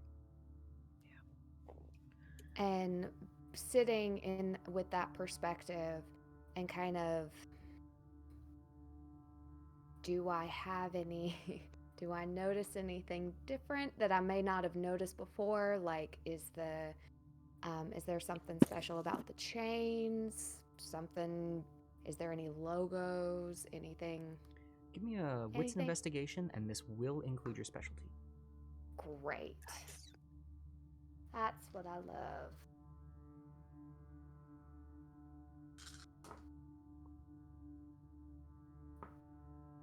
Three.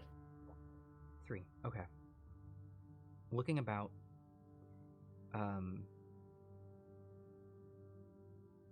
there doesn't appear to be anything of import aside from the position with the corpse. You can tell that the body would have been slightly higher, so we're not talking eye level, we're talking a bit of a look up.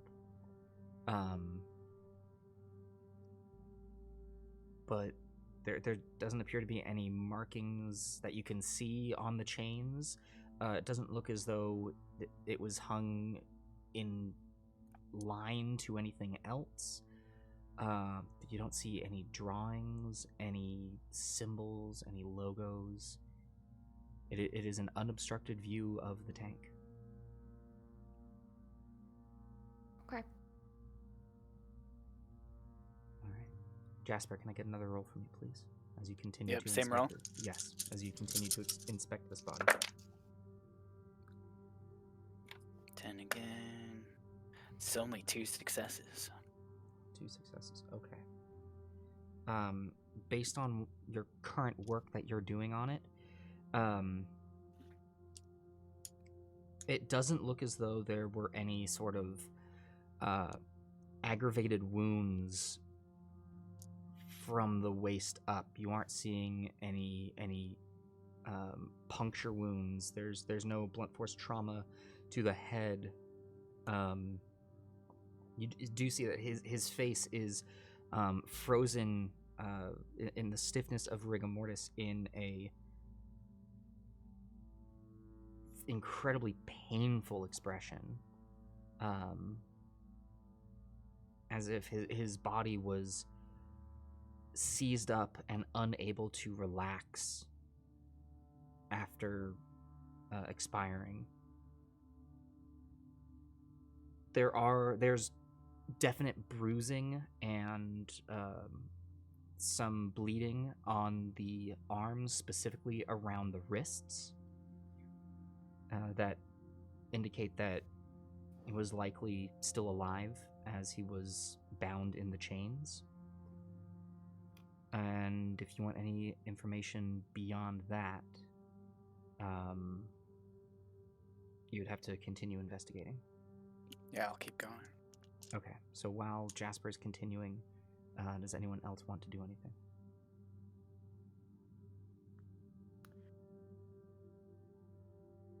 Oh, I had a question.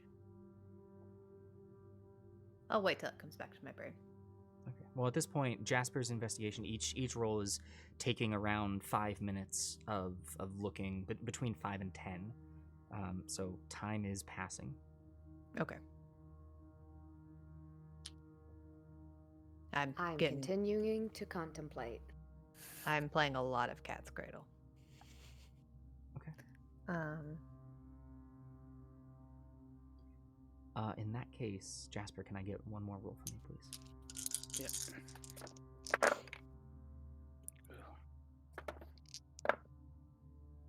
Oh my god. That's 5 because I got 2 10 agains. 5. Okay, so that is an exceptional success, bringing you far beyond what you needed, and more information to come. So, Jasper, after looking at everything that was not, everything that was apparent and easy, you decide, all right, it is time to dive into the lower half. And looking at this, the meat has been just it is falling off of the bone. You can see that the flesh has been just filled with, soaking up the liquid, the water that it was resting in, and is now gray and white, no longer any pink to it at all. The bones are exposed in many places, though not clean. It is not as if from the waist down there's a little bit of flesh and then bone. It is there are chunks here and there that are still connected by some sinew and some tougher muscle.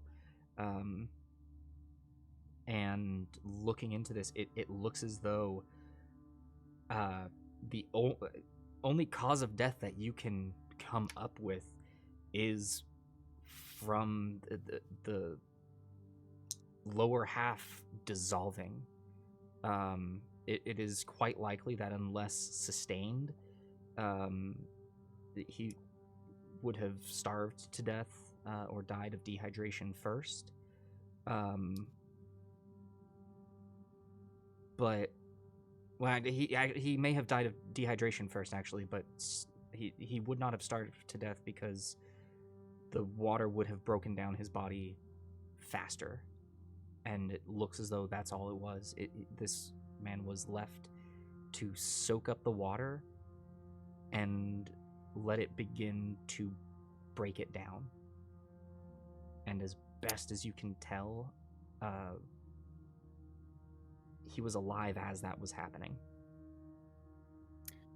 And based on the damage to his lower extremities, is there any indication how long he's been there?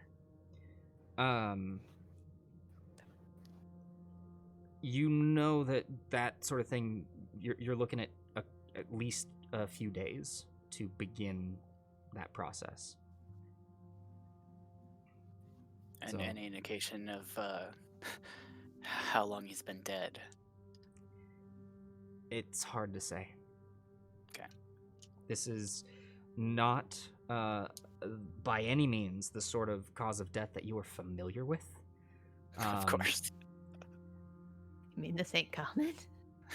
Yeah, you didn't see this in the field, and yeah, it's While I was going through this, I assume I could gather the liquid in the vat. Is it just water, or is it some kind of it's just seawater. acid, or just seawater? Okay.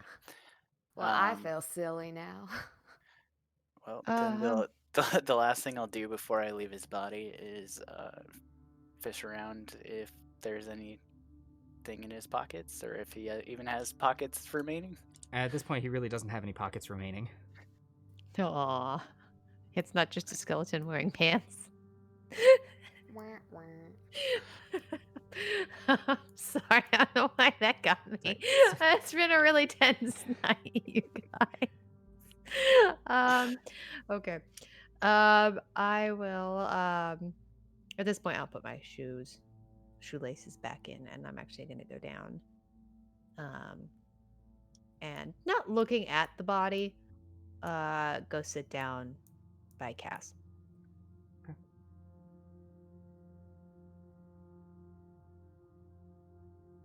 I'm guessing I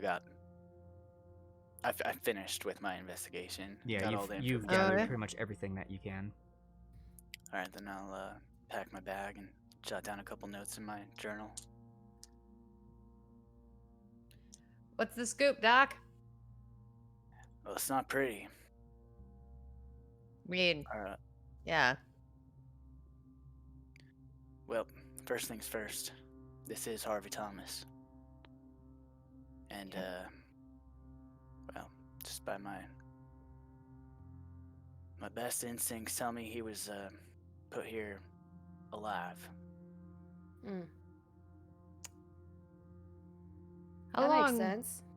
would it take for someone to die like that?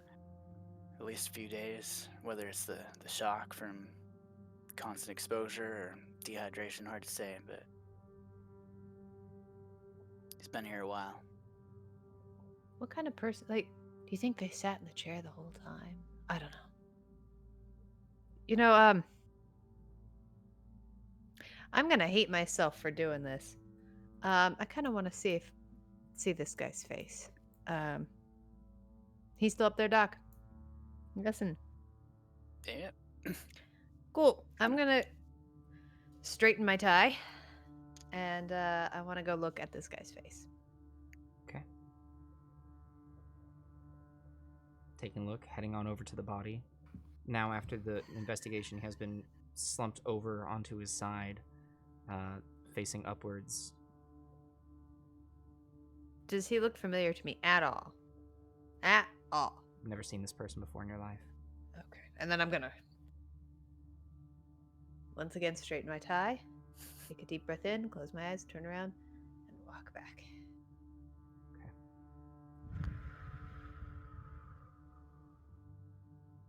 Okay. Coming down. I don't know. I guess I was just. I'm trying to figure out why we're here still, I guess. And you know, Gareth was working for one of these guys. I don't know. Still trying to figure it out, I guess. Still, more pieces to the puzzle, I imagine. Mm-hmm. Yeah. I know I might not ever know. But I would really like to. Make it all make sense later, you know? 5 years later, when I actually deal with all the trauma from this, I'm sure in some psychotherapist's office. Or, you know, I just will die. I don't know. I'm sorry, guys.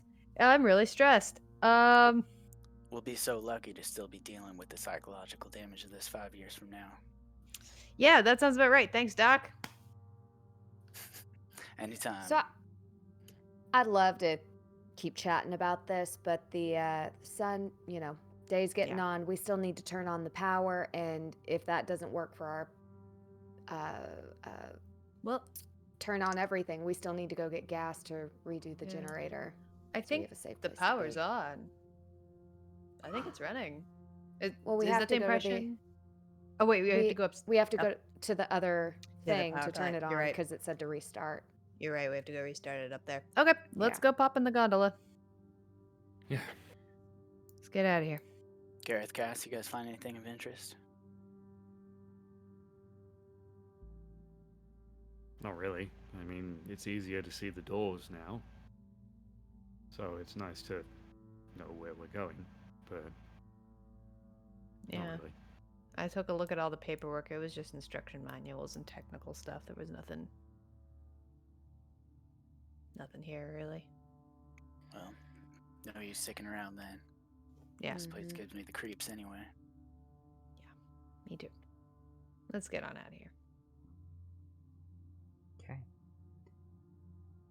Heading back now with a set of stairs at your disposal as opposed to the catwalk, you walk all the way to the other end of the warehouse, heading up the spiral staircase to the mid-level with the office, getting once again to the door, which you had left open, allowing the daylight to come through. Stepping outside, again, the soft breeze of the sea air coming against your face. Heading over to the gondola and stepping out onto it, pulling the lever, and beginning your ascent back up to the solar plant. I was afraid you were going to say it wasn't going to work. And then the whole thing breaks down, and then we're on fire! So, heading back And up then it- to the solar And then plant. it was all a dream. There's the soft as the metal latches click into place, and you find yourselves once again on the inside of the office of the solar plant. As you step out from the gondola, you are met with the ever so soft bleep, bleep, bleep sound that is coming from the computer console. Oh, okay. I'm gonna go check it out. What's the scoop? What's the computer got to tell me? All right, heading back over, you can see that the message that had once read of the red plant being down, there's just a flashing green button, digitized button that says, click to restart. Well, guys, I think we're back in business. I'm gonna hit the button. All right, touching it, there is the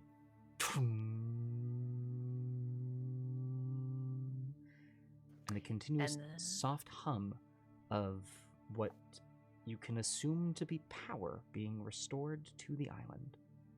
I'm just waiting for the velociraptor to come out and get me, guys. Anybody? No velociraptors? Sorry, guys. I need the laugh. Okay.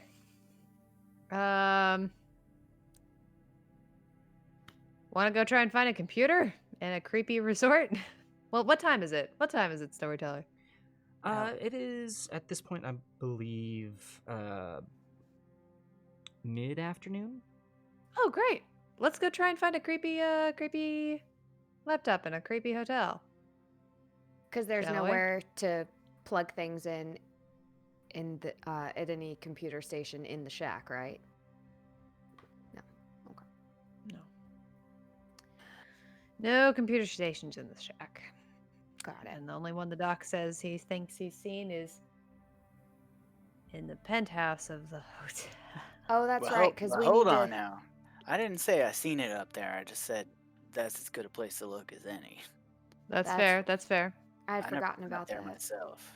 Yeah. Well, I mean, it's on our way back. It's the one place in that area we haven't been able to check. I mean, it's worth a shot. Guys, I suddenly just got a very bad feeling. Was Okay. So, I'm a weird, creepy person killing off all the investors on this island for some reason, right? And I've got shadow evil devil dogs to attack and kill people. And I leave all that mess everywhere except for the resort. Where am I?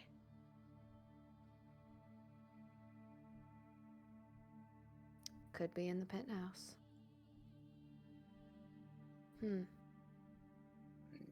Maybe they have some kind of evil lair, subterranean bunker. We don't know. I don't know. Because Just we saying. could find another body in the penthouse because We we're could. looking for one more investor. Find our third guy, who we don't Uh, know is dead, but might be. I mean, Jasper brings Storyteller, up a good can point. you remind me who was staying in the penthouse? Was it Thomas?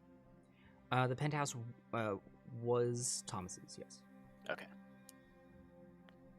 So is this guy's the current dead body? Harvey Yeah. Thomas. Yeah. So, even if we don't find a computer, maybe we'll find more clues to what happened to him. Yeah, I think that's a good idea, and it's on our way back. Okay. And Doc, on the way back, will you sit in the back and wrap up my arm? I think you might need a little bit more than bandages, and I don't know if doing it in a moving vehicle is the smartest. Nah, just wrap it up. It'll be fine. At least to get us through the next couple hours. I'll take a look. All right. I'll go pop behind the wheel. Okay. Popping behind the wheel and heading back down to the roundabout, back to the Hotel Isla Palma. And as that is happening, Jasper is going to be doing some work on Cass's arm in the back. So, Jasper, would you mind rolling for me a dexterity and medicine check, plus the +1 bonus of your kit, or should you wish to do it, the +2 bonus? And I will say, because it is being done in a moving vehicle, you are going to get a -1 to this roll. All right. Does my specialty come into play here? What's your specialty again? Emergency medicine. No, I'm going to say no. Specifically, though any wound could be considered an emergency, like your specialty is in the midst of the heat of the moment emergency. Okay. All right. You said it's a -1 from the moving vehicle? Yes.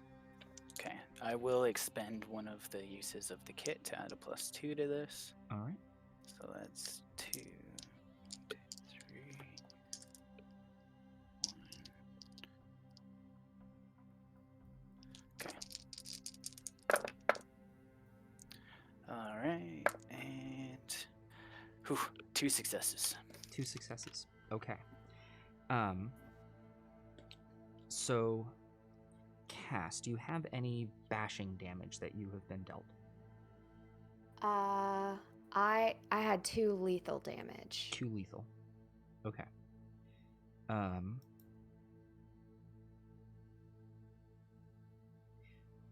will say, with those successes, 1 of your lethal damages has now been restored. Oh, great. Neat. Go, Doc, go. Oh, actually, wait. No, I'm gonna change that. Both of them have been downgraded. You don't have 2 lethal. You now only have 2 bashing. Oh, great. So a combination take that of too. bandaging you up and throwing in a couple of stitches here or there, Jasper is able to severely help the wounds that you had received, and they should now heal much quicker and not be nearly as much of an issue for you. Great. Thanks, If Doc. there's, yeah, no problem, Cass. Let me know if gets red or angry. Be a sign of infection. If there's any time left, I'll look at my own wound too, before we hit the. I will say this took the majority of the drive. So at this point, as you are fixing up Cass's wounds and think, I should probably take a look at myself as well, the hotel begins to loom ahead of you.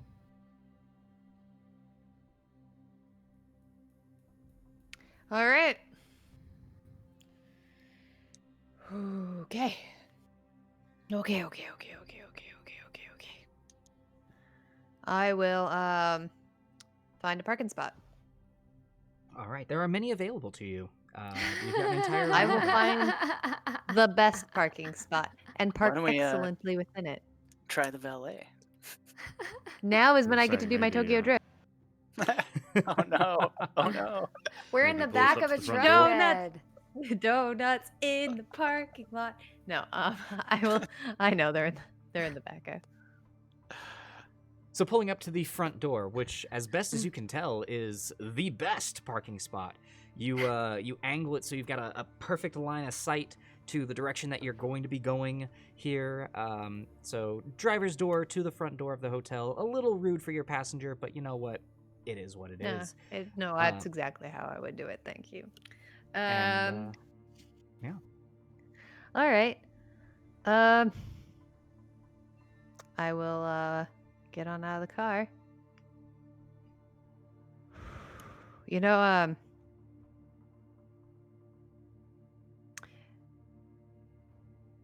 Cass, I don't enjoy drinking too much, especially not in these situations, but you got a bottle on you? Why, I think I do. Take a quick swig. You got it. I think I have Tiny one. rum. I think I have a small rum bottle. I think you had a few different options. I think I did too. Yeah. You want brought a rum bar. or whiskey? Oh, let's do some whiskey. I brought my bar fanny pack, so we're good to go. Cass Hey, is kid. the mini bar. Hey. Gun on one side, booze on the other. Pachow. Oh, I'll take a less than a shot's worth of a swig, but I'll swig nonetheless. Okay. Yeah, I was like, it's totally fine. All right. Feel better now. I think we can do this. Let's head on in, you guys. Okay. We're gonna be just fine. Heading into the hotel. Now, once again, met with the fresh smell of the flowers that are on the desk in the entryway. You're also now met with the soft jingle of music playing over hidden speakers throughout. Though non-intrusive, it is just a smooth, at the moment, jazz that is playing. Okay. You know, elevator music's supposed to be comforting, but in this scenario, it's anything Not so but. much. It's just And we're not echoey. even in the elevator. That's a good point, Cass. Something's clearly wrong here. The soundtrack wanna for this place is all messed up. I want to talk to the supervisor. Let me I wanna speak to a lodge a manager. Maybe they're in the penthouse. Well, let's Yeah. go find out. All right. Yeah, definitely complaints about the accommodations here, you guys. All right. I will go over to the elevators and see if they work. All right, heading over to the elevator for you, I am assuming on the left. Yes. Uh, I also should specify at this point that I grabbed the hard drives. You have grabbed the hard drives. Your shoes are relaced and on. Yes. And Yes. heading over to the elevator on the left, you walk up to it. You press the up button, and it glows a soft off yellow. Moment happens. Ding! The doors. Guys, I wish it had just glowed red, so that way, at the very least, it could have been honest with me, and I'll get in the elevator and I'll hold the door, all nice like. And we Follow. pile in. All aboard. All right. All piling in. You can see that the hotel has the floors marked, and in this elevator above the top floor, the letter P.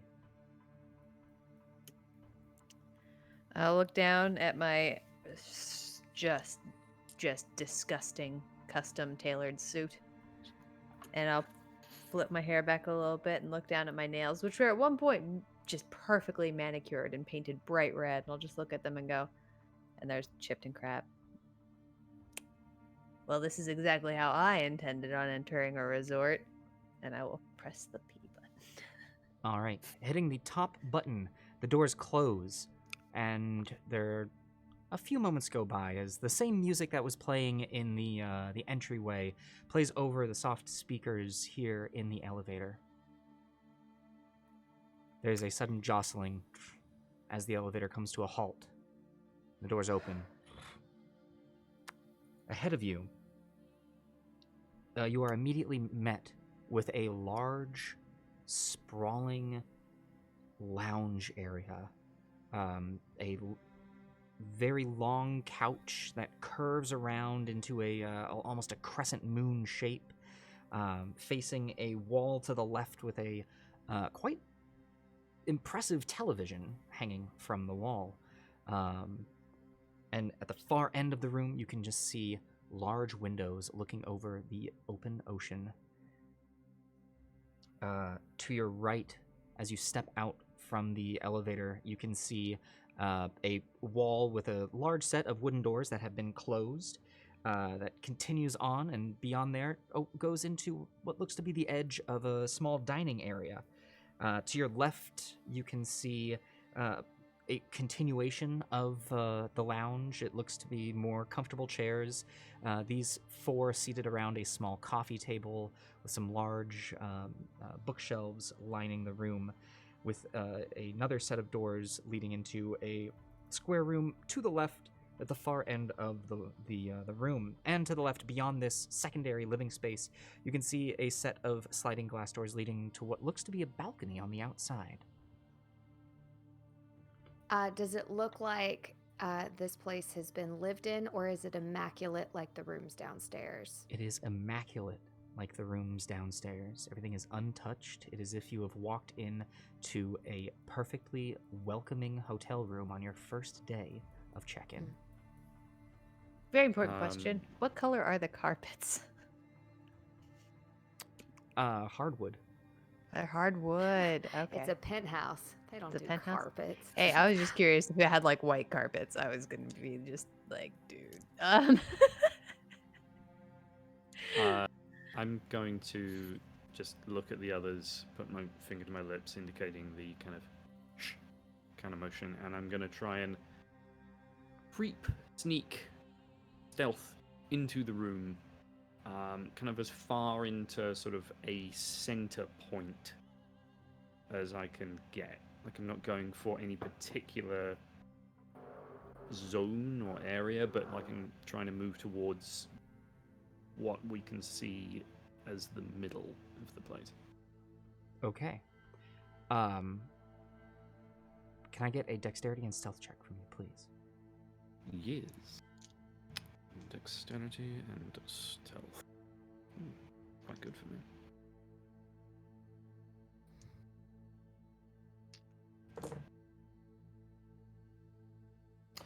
Okay. One success. One success. Stepping forward into the center point of the room, you've done so as quietly as you think you can.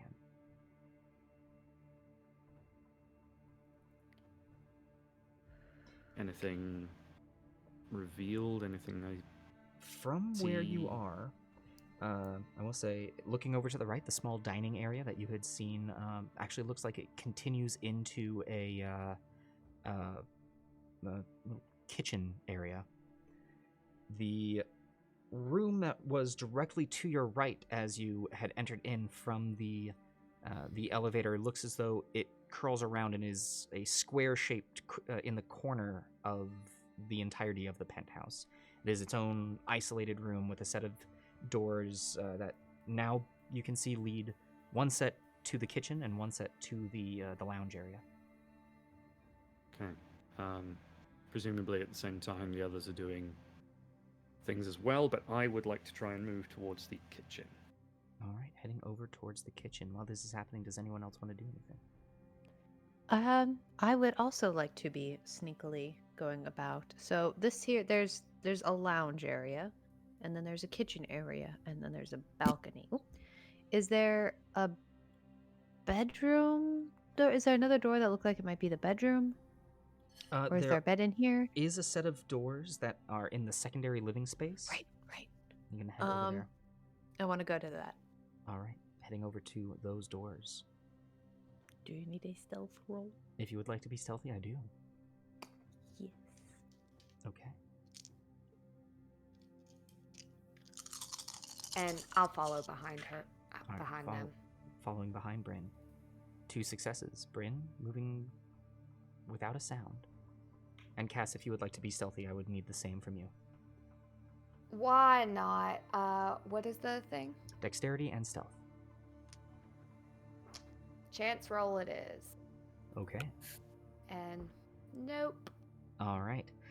Bryn moving with a silence that would be very a custom of the night. And Cass moving with the sound of a raccoon that would be a custom of the night on the floorboards. I've been called worse. Bryn, you head over to the doors, and are you wanting to open them? Yes. All right.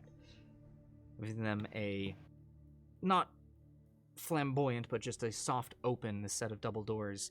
It opens into a room that is, it looks to be on the corner of the penthouse. The walls are wrapped in glass, and in the center of the room is a large, cushy bed. To the right, you can see a set of doors that are open, leading into what looks to be a bathroom. From your angle, you can see a large soaking tub next to another glass wall on the inside. Again, nothing but windows looking to the outside. At about this time, Gareth, you've gotten over to the kitchen area.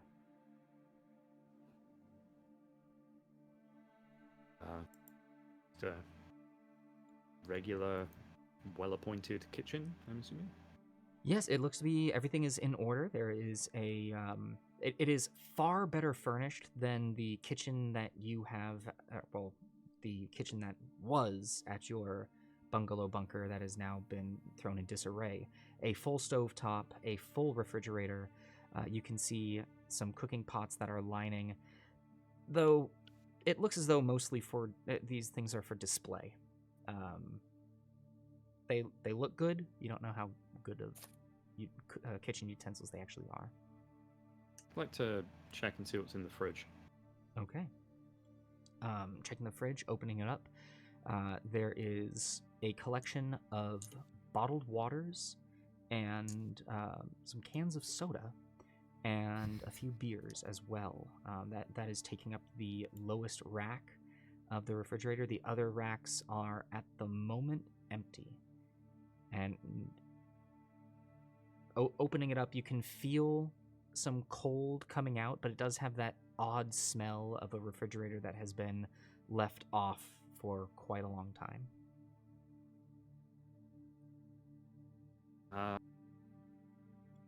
I'll take a bottle of water. All right, taking a bottle of water. A little drink.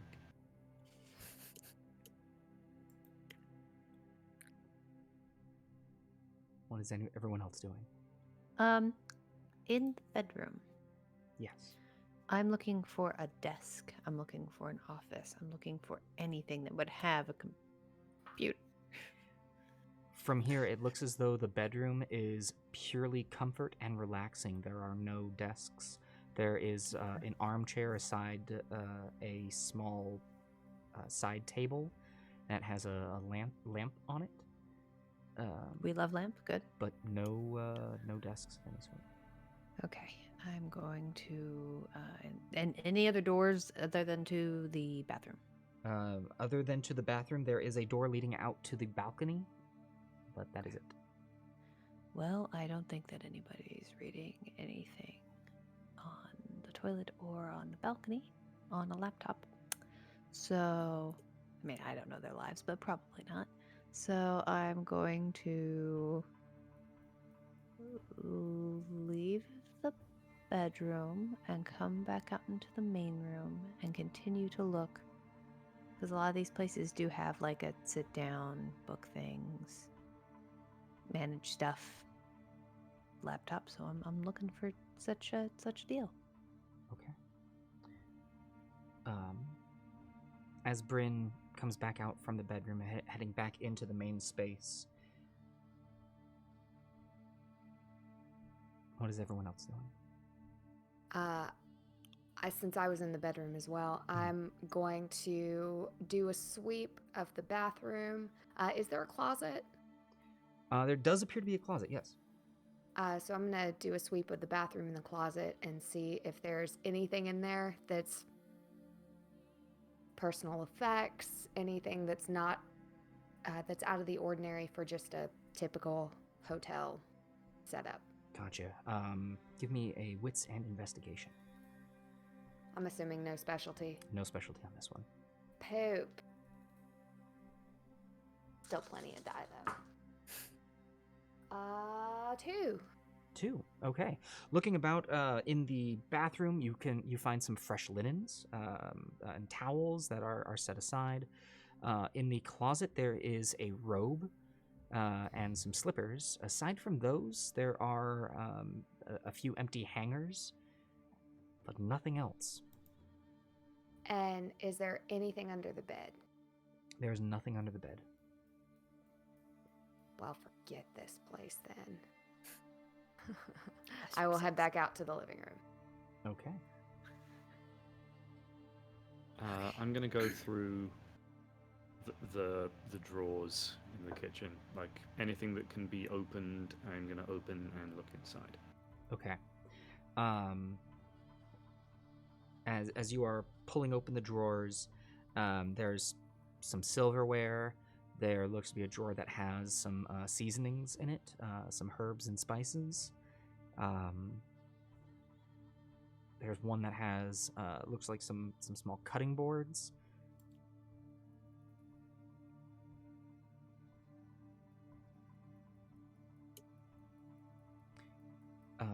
Bryn, as you enter back into the main space, there is the set of doors that were leading to the right of the elevator as you came in, kind of the room within the penthouse.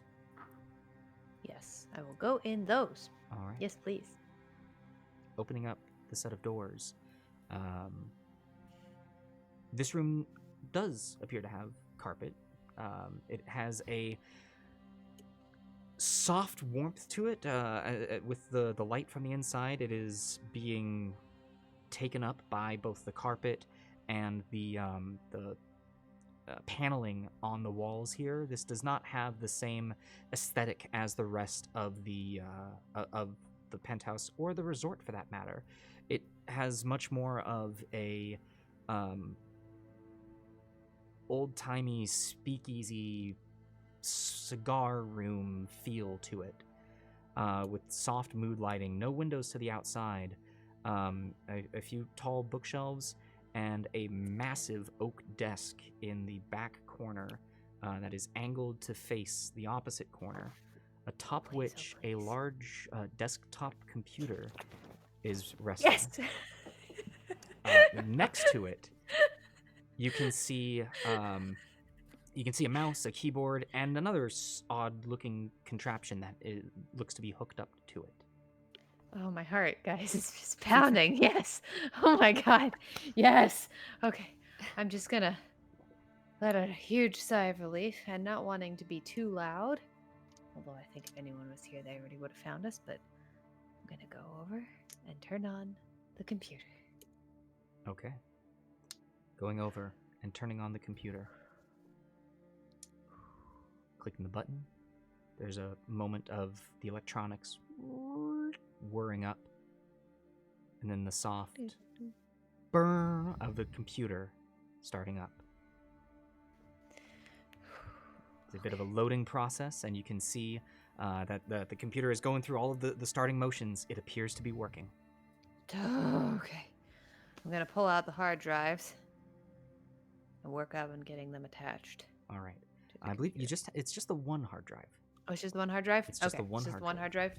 All right, I'll go find the ports in the back. Okay. Plugging into the ports in the back. Bryn, give me a intelligence and computers check for me, please. Okie dokie. Okay.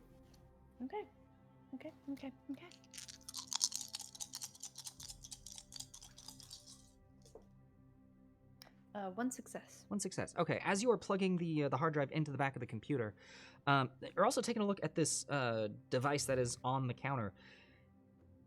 It is a small square case with what looks to be a card reader on it.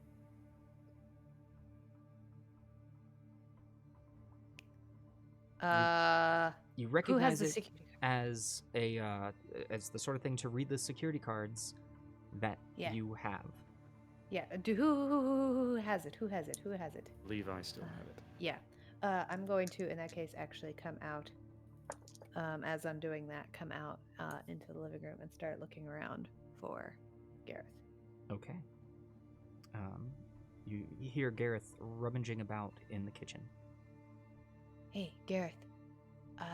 There's a computer. There's a computer, but it has a security card reader. Can I grab that security card from you? Please, oh please. And thank you. Oh, yeah. I'll take Absolutely. And I'm gonna go with Bryn, handing over the card as I do. it. Oh my god, yeah. Okay. Jasper, this whole time has been just standing in the elevator, keeping the doors from closing. But hearing now that the computer's working, he's gonna grab the closest chair or piece of furniture possible and put it in the threshold of the elevator to block the doors from closing, and then follow. That's very Okay. smart. Smart dude. He's a doctor. He's got a degree. Went to college, you guys. Several. I assume. It's actually an honorary doctorate. It's an honorary kidding. doctorate in art history, you guys. Yep. Okay. So, heading back in. What's going on? I am going to go and test the so the card reader is on the computer itself. I apologize. I It is heard resting- security card and I It got is resting next to the computer. There's the keyboard, the mouse, and then the card reader, and it is plugged into the back of the computer as well. Okay. In that case, I'm going to hold the card. I'm going to plug everything in and hold the card over the card reader, waiting for the prompt. Just waiting for the prompt to just. Boop. Okay. By this point, you see that the startup has completed, and you are met with a blank desktop, save for three files or icons. There's a recycle icon. There is external hard drive, and there is access control installers.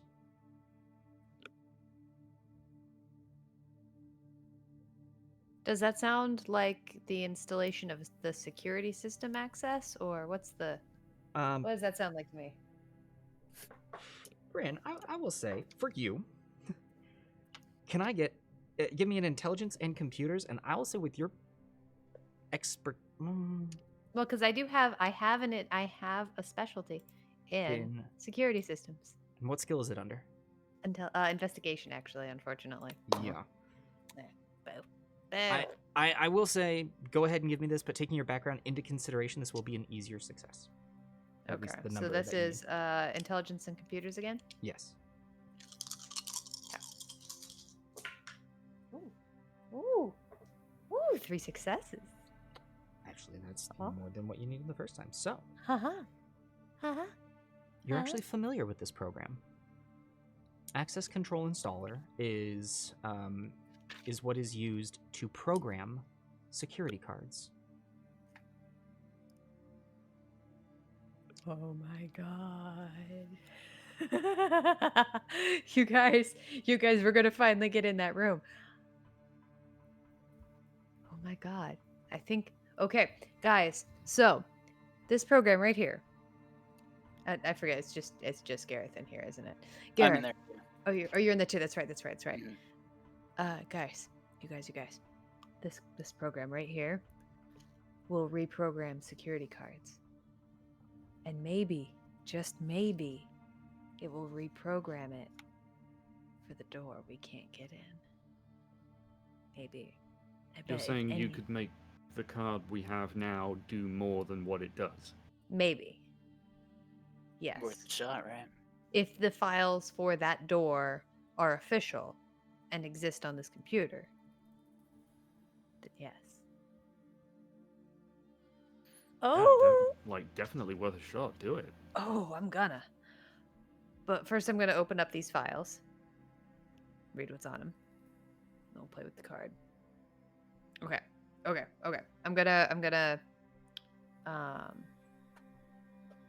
gonna open up the disk drives, Okay, opening up the hard drive. the external hard drive.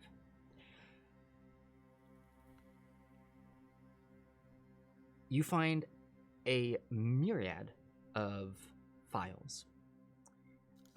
Clicking through many of them, it looks as though, for the most part, there are many financial spreadsheets. Looking over these, can you give me an intelligence and academics check?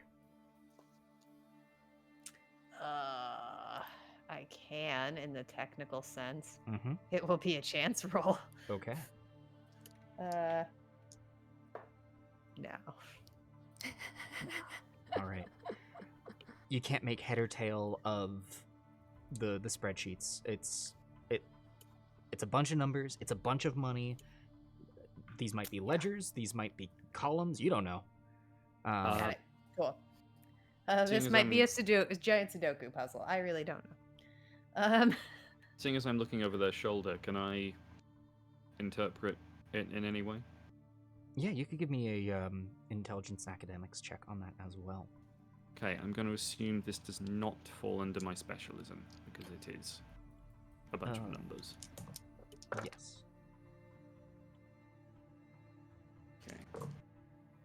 Oh. 2 successes. Okay. At the pace that Bryn is going through them, you are able to look through and catch a few things. It looks as though these are the financial information for the money that was being pumped into Isla Palma.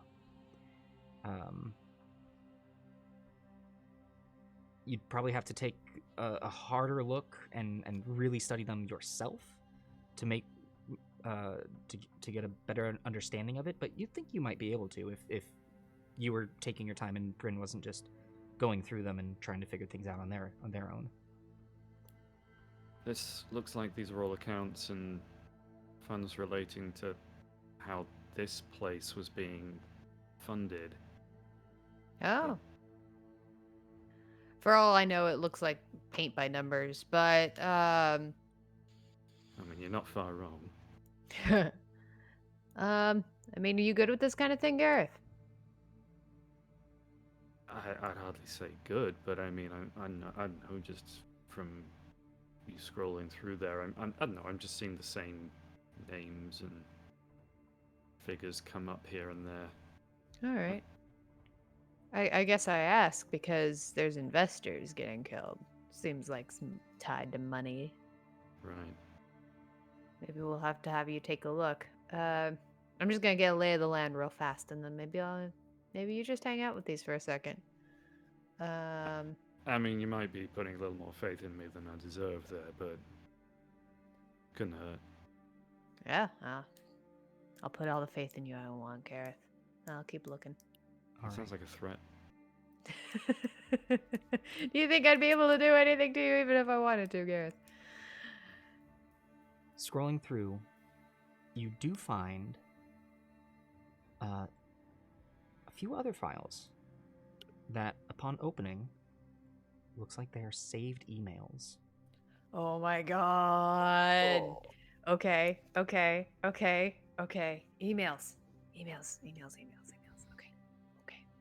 But Spicy. first, from Harvey Thomas to Ross Hallwell. Ross, I just got the pictures of Outland's second plant. Jesus. If I had known it was going to be such an eyesore, I never would have agreed to this publicity stunt.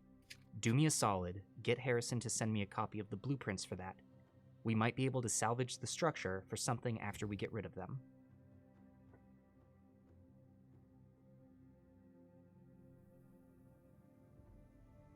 Huh. That was Outland. That was the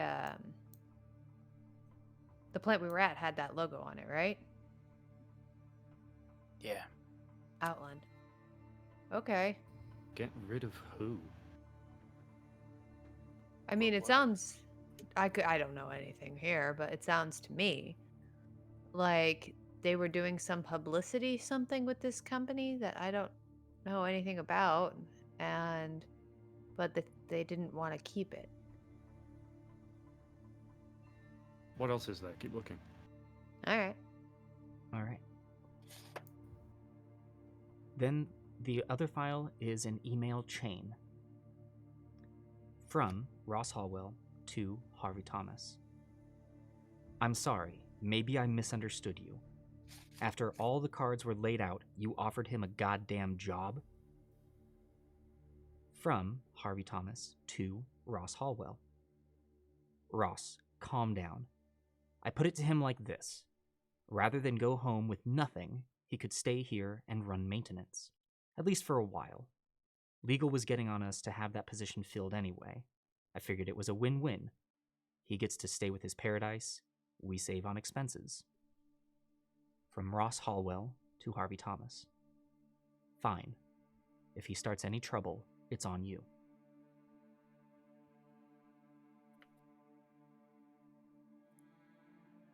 Okay. That's Kendall. They're Yeah. talking about Kendall. It's gotta be. The third guy. It explained the maintenance uniform. I The didn't know maintenance they made uniform. it official, but I mean, I just thought he liked to be involved, but I guess they were trying to oust one of their guys. Looks like it. You know, I don't know anything about engineering or energy or anything like that. But that plant we were in, did anyone see any coal or gasoline? What was making the power? it was it's, electrodialysis something. Yeah, I mean, like it looked like they were like using hydroelectric or something, pumping in seawater to run. I mean, that sounds like a publicity stunt. Sounds fancy, high-tech stuff.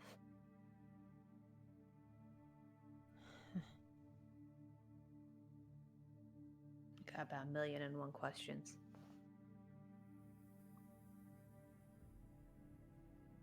Okay. Well, I will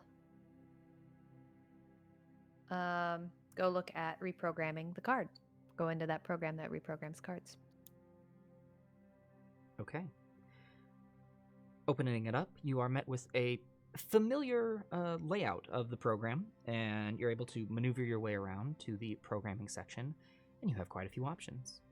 You have rooms, you have water bungalows, you have worker bungalows, you have VIP bungalows, security, and master. Master. Master sounds like it's everything. Master key, please. Let me in all the doors, please. With the key that you currently have on the plate, you go over, you hit master. A message pops up. Key currently encoded. Do you wish to erase before continuing? Yeah, I can recode it. Like, yeah, that's fine. All right. That's We can fine. continue. There is a brief loading screen before master key encoded. You guys, we're gonna get in that room.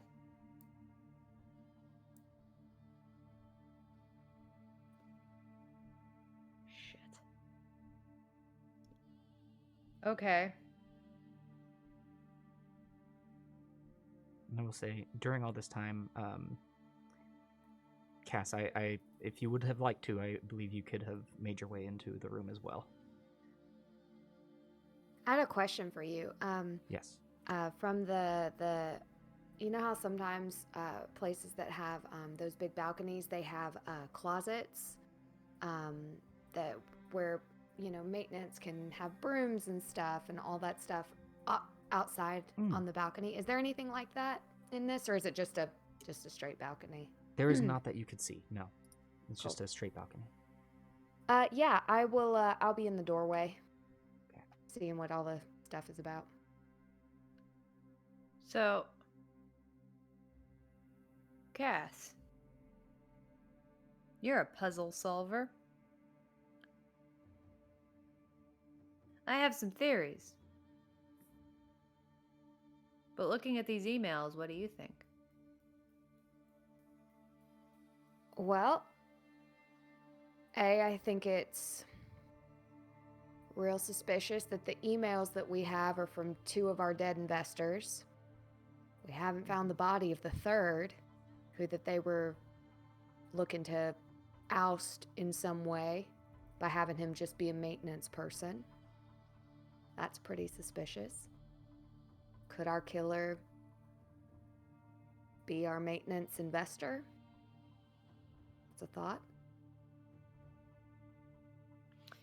Gareth, why don't you take a look at these financial records, huh? I can't make heads or tails of them. Why don't you take a quick peek and I'll And Okay, at I'll this, look try. at the ocean. Can't promise anything, but I'll try. and since I'm in the doorway and haven't am looking out at the vista, what time of day is it? Is it starting to get dark? Are we still mid-afternoon? It's not starting to get dark, but Tempest Future, and it is passing. And you do recall that twilight does fall quickly. Real quick. Here. So friends, we have a decision to make. Do we leave and come back and make it to our bungalow in time to shut ourselves in? Because the light's starting to fade real fast. Or do we stay here? I think we stay here a little longer. Just a little longer. Look at those records. Just real quick, take a peek, see if you see anything. If he's starting to take too long, we go get the gasoline. We hole up for the night. Push comes to shove, we could always hole up here in the hotel or down in my beachside bungalow as well if we need a I mean, I was closer gonna place to say, shelter. why don't we just stay here? In the penthouse, right? Because there's only one way to get up here, which is the elevator. Exactly. Yeah, Yeah, but there's but- also only one way out. I also feel like this is a dead man's penthouse, and the last guy who lived here ended up chained up in a vat of water and left to dissolve. I don't know. Look, Bryn, are you really telling me? And look, I get it. I've started to feel a little safer in our little, prison dungeon basement already, but are you telling me you'd rather go back there and sleep on that cot than here where there's a bed and there's beer in the fridge? It's a fair There's point. beer in the fridge, by the way. I mean, I really want to also open that door. We can do that in the morning if we need to. Let's see how we're Saying feeling. we stay here forever. Just saying I don't think we need to run away right away. Let's take a look at those records. See how long it takes you to look at them. Yeah, right. And yeah, I'd like to have a little more of a closer butchers at the records. Butcher's hook. Look, rhymes. I just saw American faces go like, what? None of us are from London, bro. Get out of here with your So- Cockney rhyming slang. As you sit down to take a look at the files, can you give me an intelligence and academics check, please? Yeah.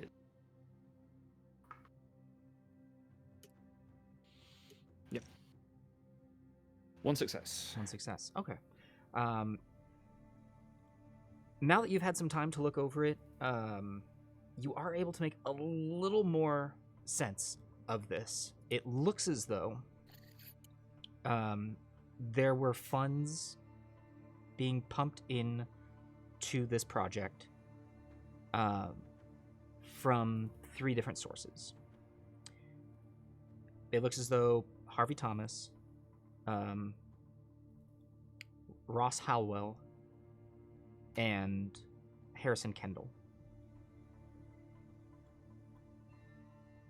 You also see that there's a good chunk of money that has been set aside, marked for Outland.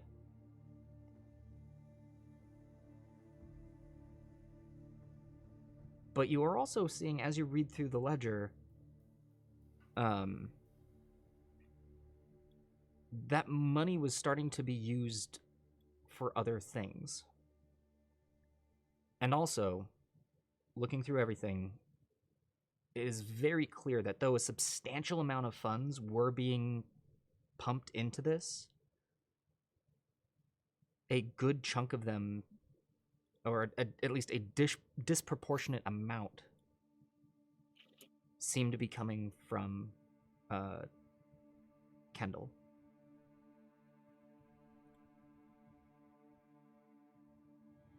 This information as I come across it.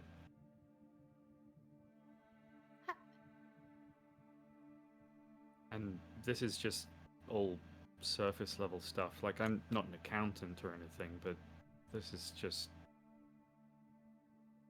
like, I mean, anybody could see this. Like, they're not trying to hide it or anything.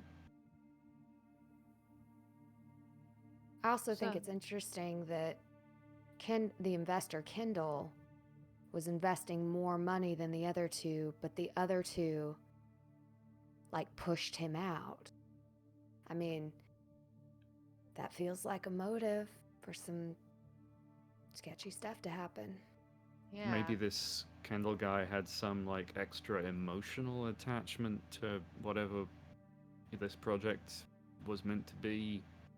They Maybe did they say call it- his parents' paradise. His Yeah. paradise. His paradise.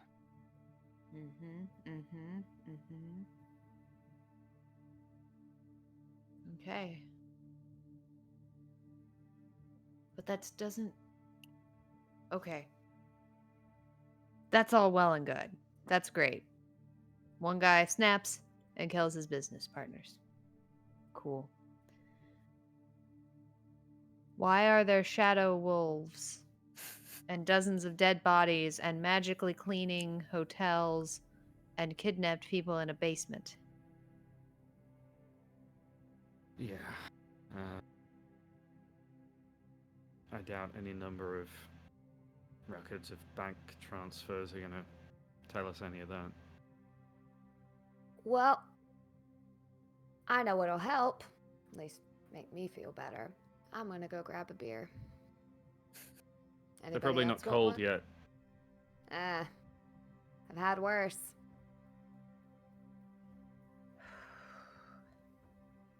I'll just take some of that whiskey if you still got some left. Come with me. I got you. So are we staying here? Is that the plan?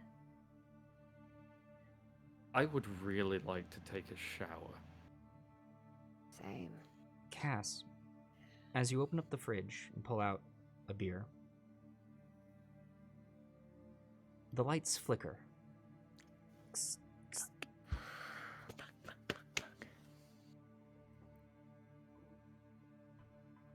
Like just in the fridge or in the whole place? In the whole penthouse.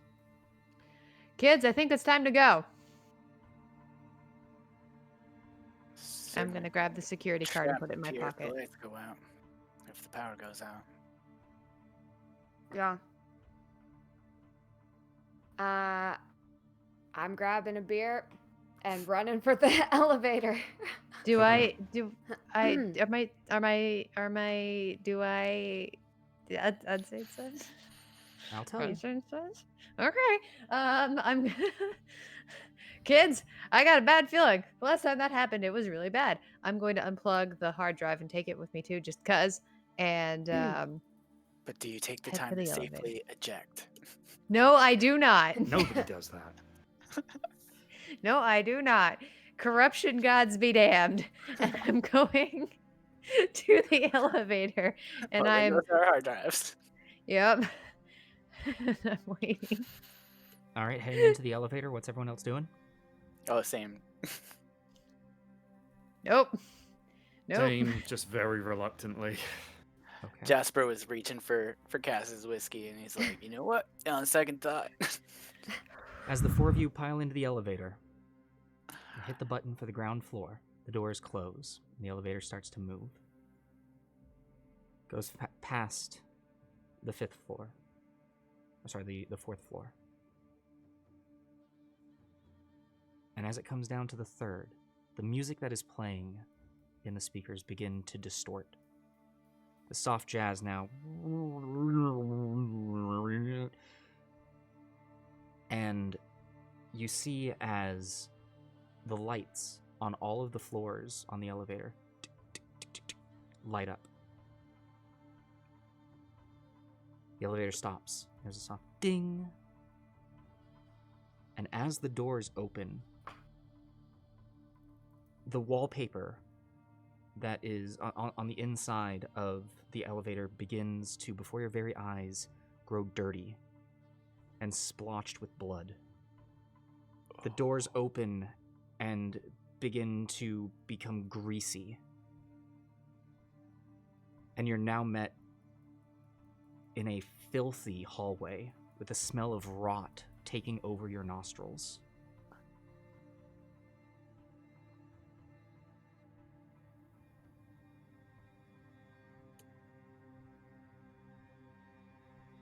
You're on the third floor.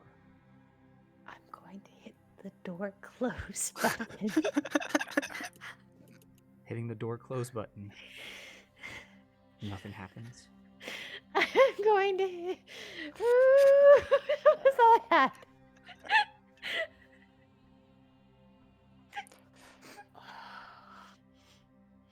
Is it dark? Is The lights the are still hallway lit? on, but you do notice a very soft flickering.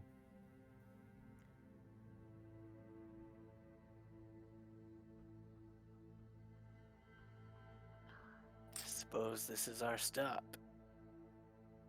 Can I say no thank you? Okay, we need to go find the stairs right now. I'm gonna draw my gun just in case and just start moving down the hall to try and find the staircase. Okay. Well, she's got the gun. I'm going with her. Yeah, I'm going with the person with the gun. I'm going to follow them, but try and sneak really, really, really, really hard. As the four of you step out into this disgusting display of a hallway, you turn, and standing at the far end of the hallway is a tall, lanky figure, unnaturally long arms from the waist down, wearing what looks like a mechanic's jumper tied at the waist. Waist up, he is bare-chested. His skin is clinging to his bones, but he is oddly muscular. Long, thin fingers that come to a point at the end, and a dark, greasy, shaggy gray hair of an older man. That Bryn and Cass, you both recall seeing this face before. And Jasper, you recognize as a strange, oddly contorted figure of Harrison Kendall. And with that, we are going to end tonight's episode of Damned Paradise. Goddamn. Cool. I'm like, oh, Slender Man shows up. Cool. Yeah, nice shirt choice, Scott. Ladies and gentlemen, thank you all so much for joining us this evening. Be sure to tune in next week, same time, to figure out what exactly these four are going to do when faced with this strange figure and what in the world has happened to Mr. Kendall. Come join us at the post-show hangout, where you can where you can offer some experience points up to our players for points of heroism. If you haven't already, if this is your first time joining us and you've enjoyed the show, please consider giving us a follow. If we get to 300 by the end of the month, we are going to be doubling our giveaway. So, spread the word. Do it. You can follow us on all social medias. Links are in the description below. And our next show is on Friday. We will be having our big gauntlet episode. Come join us. Otherwise, we will see you next time on Damned Paradise. Good night, everyone. Sleep well. Holy.